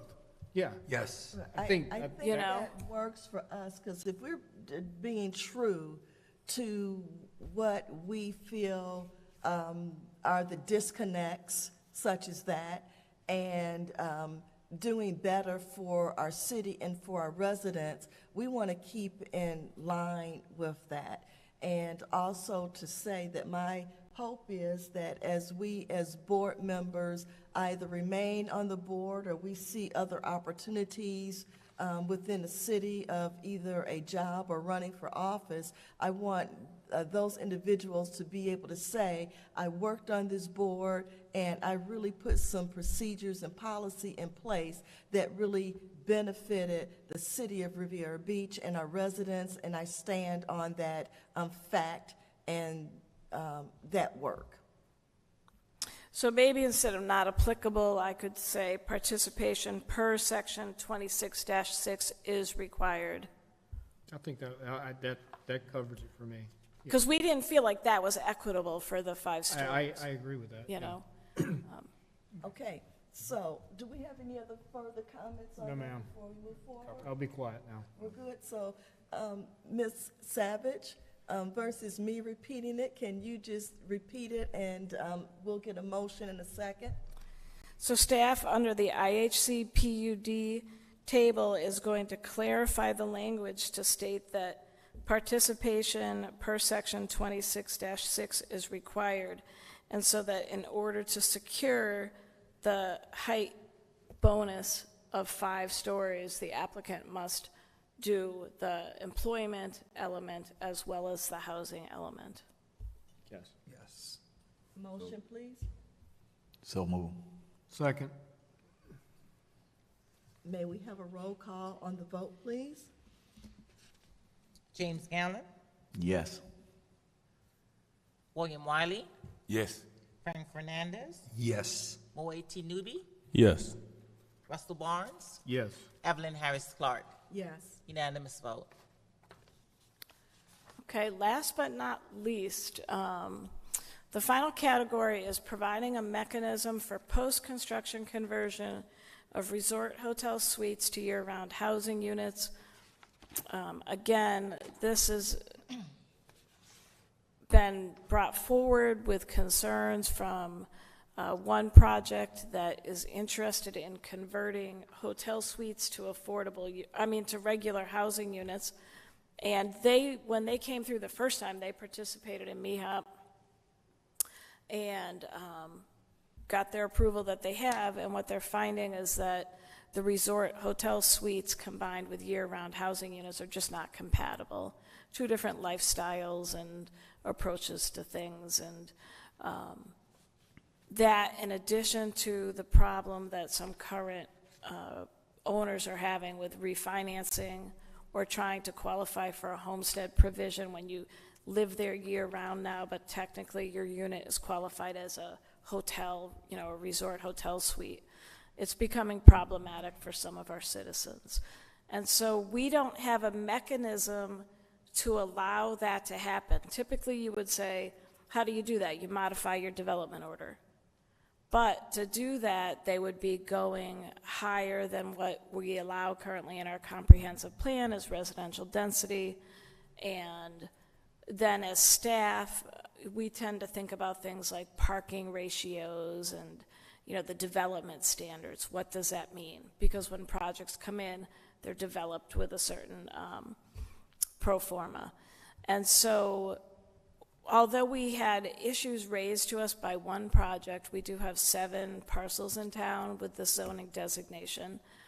And in development services, we don't write code for just one person or project. We write code with the city and the needs of the residents in mind. And so to that end, we took a look at this, and we have another project now that in our department, we get phone calls from lenders saying, what type of unit is this? Is this a housing unit? No, it's a hotel suite, And so there's another project that we know that some lenders are struggling with how do they finance it. And there's some lenders that won't finance those units at all. There's a couple that will. So we're actually hearing from lenders calling us trying to get copies of resolutions and understand what these projects are, that they're struggling with how to finance these units. we want to make sure that our residents and our projects, we don't want anyone to go belly up, and we want to make sure that we support the desires of the community. So we are proposing this revision. We wrote it broadly, thinking about our different projects in town. We think that it's fair. If you look at the language that we wrote, basically we're saying that we tried to be consistent. We're permitting the post-construction conversion of these units. So these would be units that are already built, occupied. You have resort hotel suites. Now, this person wants to live here year-round. They want to retire. They're going to stop renting their hotel room suite. They want to live here. How do you convert it? And so we've provided a mechanism for that in the code. We've added a provision within MEHOP for either a fee in lieu of. That's what most of these would do because they're already occupied. But we're also providing stipulations to protect the abutters too. And we're saying, if you're going to do this, here's what you have to show to us. And one of the big things for me was to show that you have adequate parking. As I stated earlier, residential units are required to have 2 parking spaces. Hotel rooms are required to have 1. So if you convert all of those hotel suites to year-round residences, are you now going to have a parking problem affecting the neighbors? Or will the property, lose landscaping because they're building more parking? So we put that right into the code. So we say under section ED of the code, a development that utilizes this conversion bonus must be able to meet the parking requirement of 2 spaces per unit for all residential units on the site and meet the parking requirement for any remaining resort hotel suites. So we didn't write this for any one project. We wrote it for the city, but we want to be responsive to needs that are emerging within the community. We think that this does this. We think this allows basically a financial transaction and interior renovations without affecting the abutting property owners. So we think it's reasonable. Okay. And Mr. Gallen had a question on this one. Yes. What mechanism is in place or would be in place to where the entire hotel wouldn't want to do that? Well, besides the parking? So that's a great question, and we do have some hotels with the zoning code. They may want to convert the whole unit. I have not run an analysis on our existing hotels, but this section only allows conversion to up to 28 units per acre. So there would be a cap, right? So there's another project in town that if they may choose to do this, they would never be able to convert all of their units to residential because they're at like 52 units per acre, if they were to do that. So the mechanism is in here to limit it so it's consistent among the 7 properties, that if we're not trying to incentivize this, we're just trying to provide a escape valve, for projects that are having challenges. They could all do it up to a certain level, 28 units per acre, provided that they could prove that they have 2 parking spaces for each residential unit, and they still retain 1 parking space for any hotel unit that remains on the site. And that's kind of, my thought was that was the fairest way to approach it. It doesn't say every one of you can convert 100%. You have to provide framework for it. And so that's what we did. And we think that that's fair. Okay. So this is a property, resort property, that has the opportunity to convert at least 28 units to private home ownership, whereas the rest of it would still be resort. So I'm going to make this up. Let's say it is luxury resort ABC, and it's a luxury resort. And now they want 28 that's going to be private deeded home ownership, and the balance of that is still going to be resort.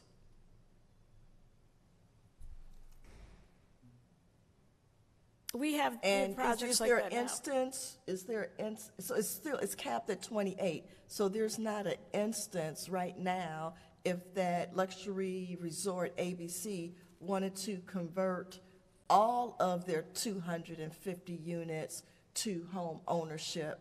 Right now, that's not in place. It's just a cap up to 28. 28, net residential density, 28 units per acre. Right, so, Okay, so it could be more, it's based upon per acre. right, it's a residential density cap. It's not, it doesn't say you can only do 28. It says, this is your net residential density cap.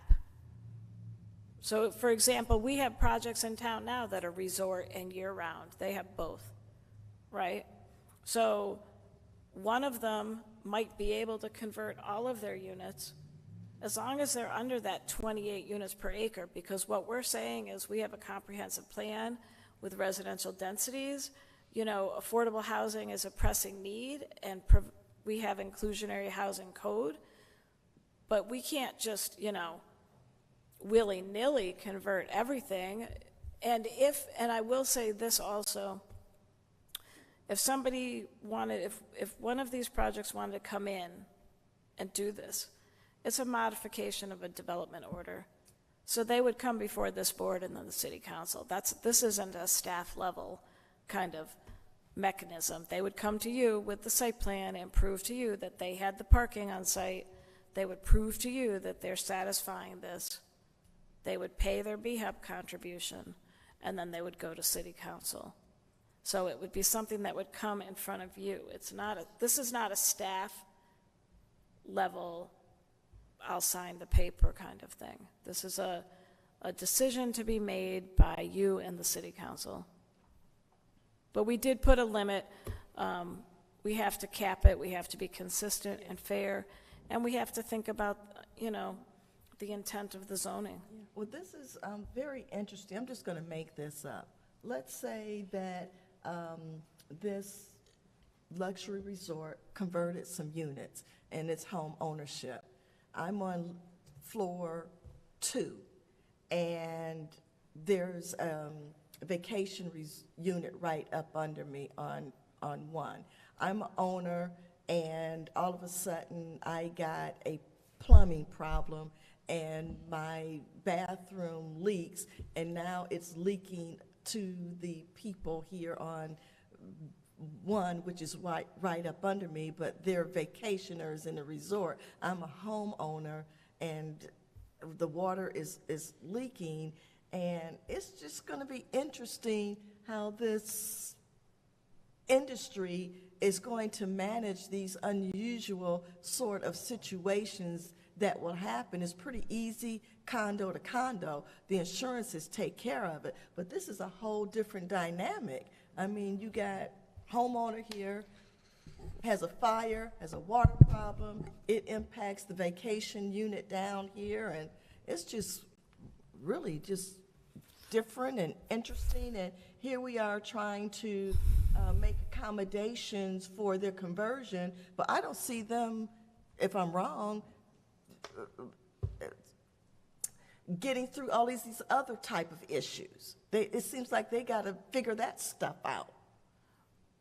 So if I may, That would be on them. Yeah. That would be on the owners. we have, like the Ritz-Carlton currently has ownership units and resort hotel suites, Oh, right? okay. The Amrit has both, right? So we have projects now that already have both. So the purpose of this code revision is to provide a mechanism so that one of these developments, if they choose to, and they can comply with the parameters of the code and pay the housing contribution, they have a mechanism to convert. We're just, again, this is just city staff trying to provide a mechanism Okay. to meet a need. I get it. It's not required, it's totally their option, but it provides a mechanism. I get it. So we already have that in place right now with the properties that you just. We do. Okay, all right, then, Yeah. I'm okay with that. That's little things been ironed out already. Okay. We're trying to help them is what we're trying to do. Okay, Mr. Wiley? Nothing, I was just saying, prior to living in Orlando for a while, and I had a place that had the same type setup to where some of the condos were sold out and some of them were, I don't know if it was timeshare, but vacation just came and kind of hung out. But what they did was everyone just, we got a chance to share in everything that they did, any problems we had. They had person on staff to be able to help out with that. So like he said, that's just on behalf of the company, and they take care of all those responsibilities. But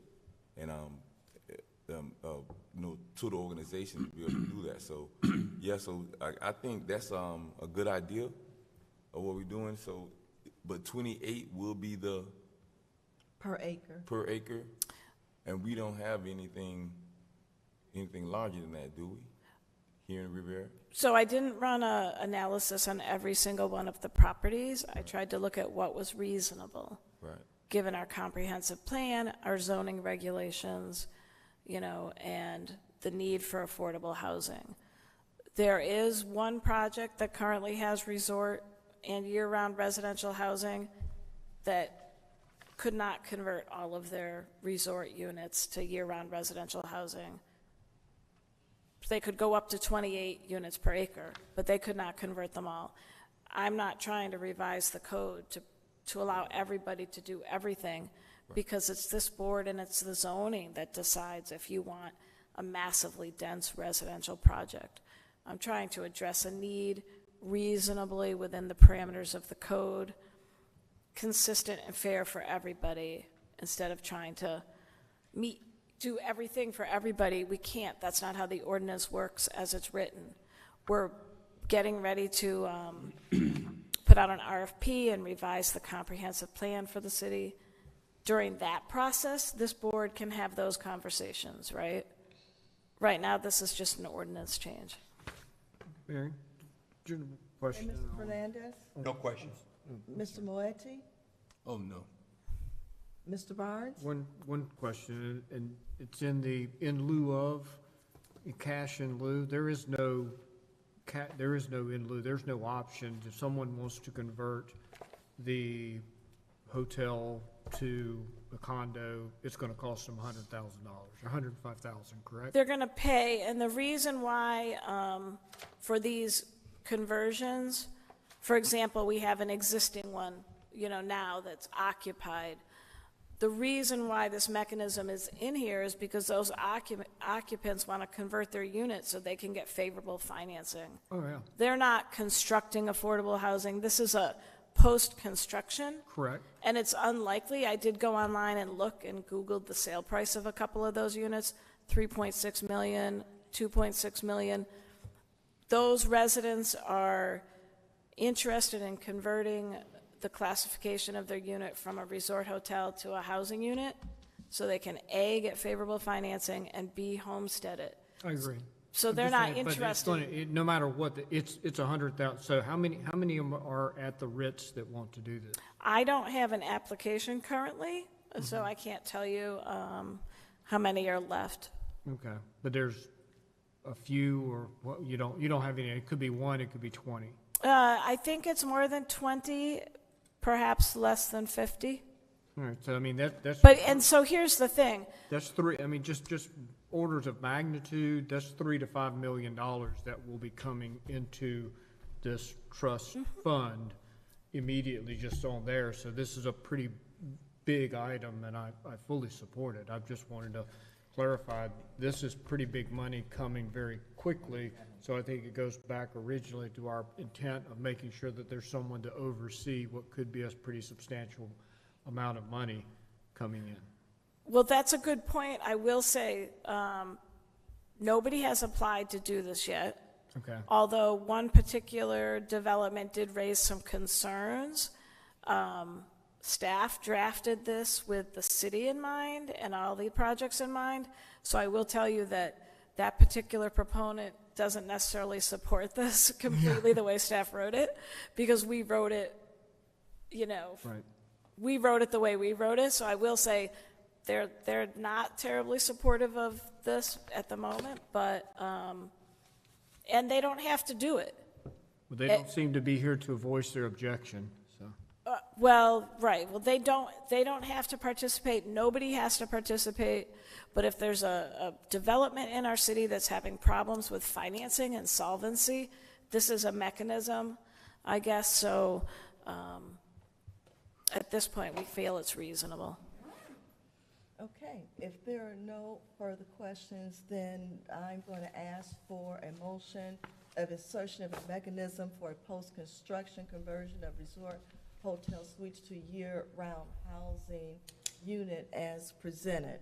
May I have a motion, please? So move. Second. May we have a vote, please? James Gallen, Yes. William Wiley, Yes. Frank Fernandez, Yes. Moieti Nubi, Yes. Russell Barnes, Yes. Evelyn Harris Clark. Yes. Unanimous vote. Okay, is that all of it, Ms. Savage? That's all of that item, and I thank you for your patience and your support and your diligence. Thank you for entertaining all of our questions and making those adjustments. Okay, so do we have any workshop items? We don't. No. Next item, general discussion, no public comments. Am I correct? Correct. Nothing came in. Any correspondence? None? All right, so we're going to go to Planning and Zoning Board comments, and we'll start with Mr. Gallen. I have no comments. And I'll go down to Mr. Moetti. I'm sorry, Mr. Wiley. No comment. Mr. I have none. Hernandez? Just a quick question. Did we approve the minutes from the last meeting? Yes, we did. We did, okay. No more, that's it. Mr. Moetti? No comment. Mr. Barnes? No comments. Okay. And only thing for me, I don't know if there are any residents or outside people looking at our meeting currently, but if you get a chance to go by the community gardens, the one on Broadway and I believe the one on 10th Street, as well as the one on the Singer Island, I was absolutely amazed of the organic food that those gardens produce, as well as the volunteers that diligently and lovingly work to bring forth all of those fruits and vegetables and herbs and other activities. And I was able to bring home beets, carrots, collard greens, and mustard greens. And I tell you, there's quite a difference of eating organic food, which is coming out of our own city here.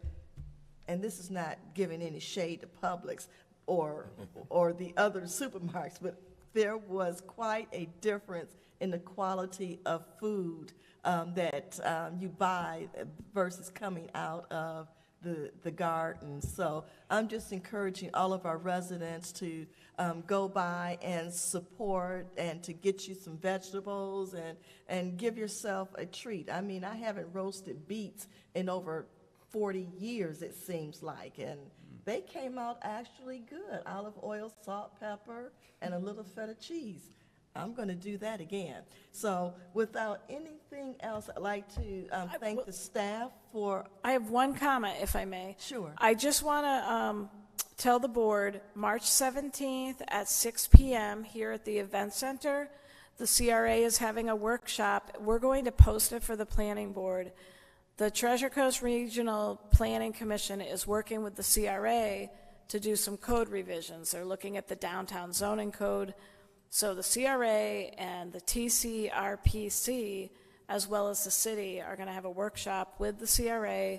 We'd love for planning board to participate. I will post it for you so that it's copacetic.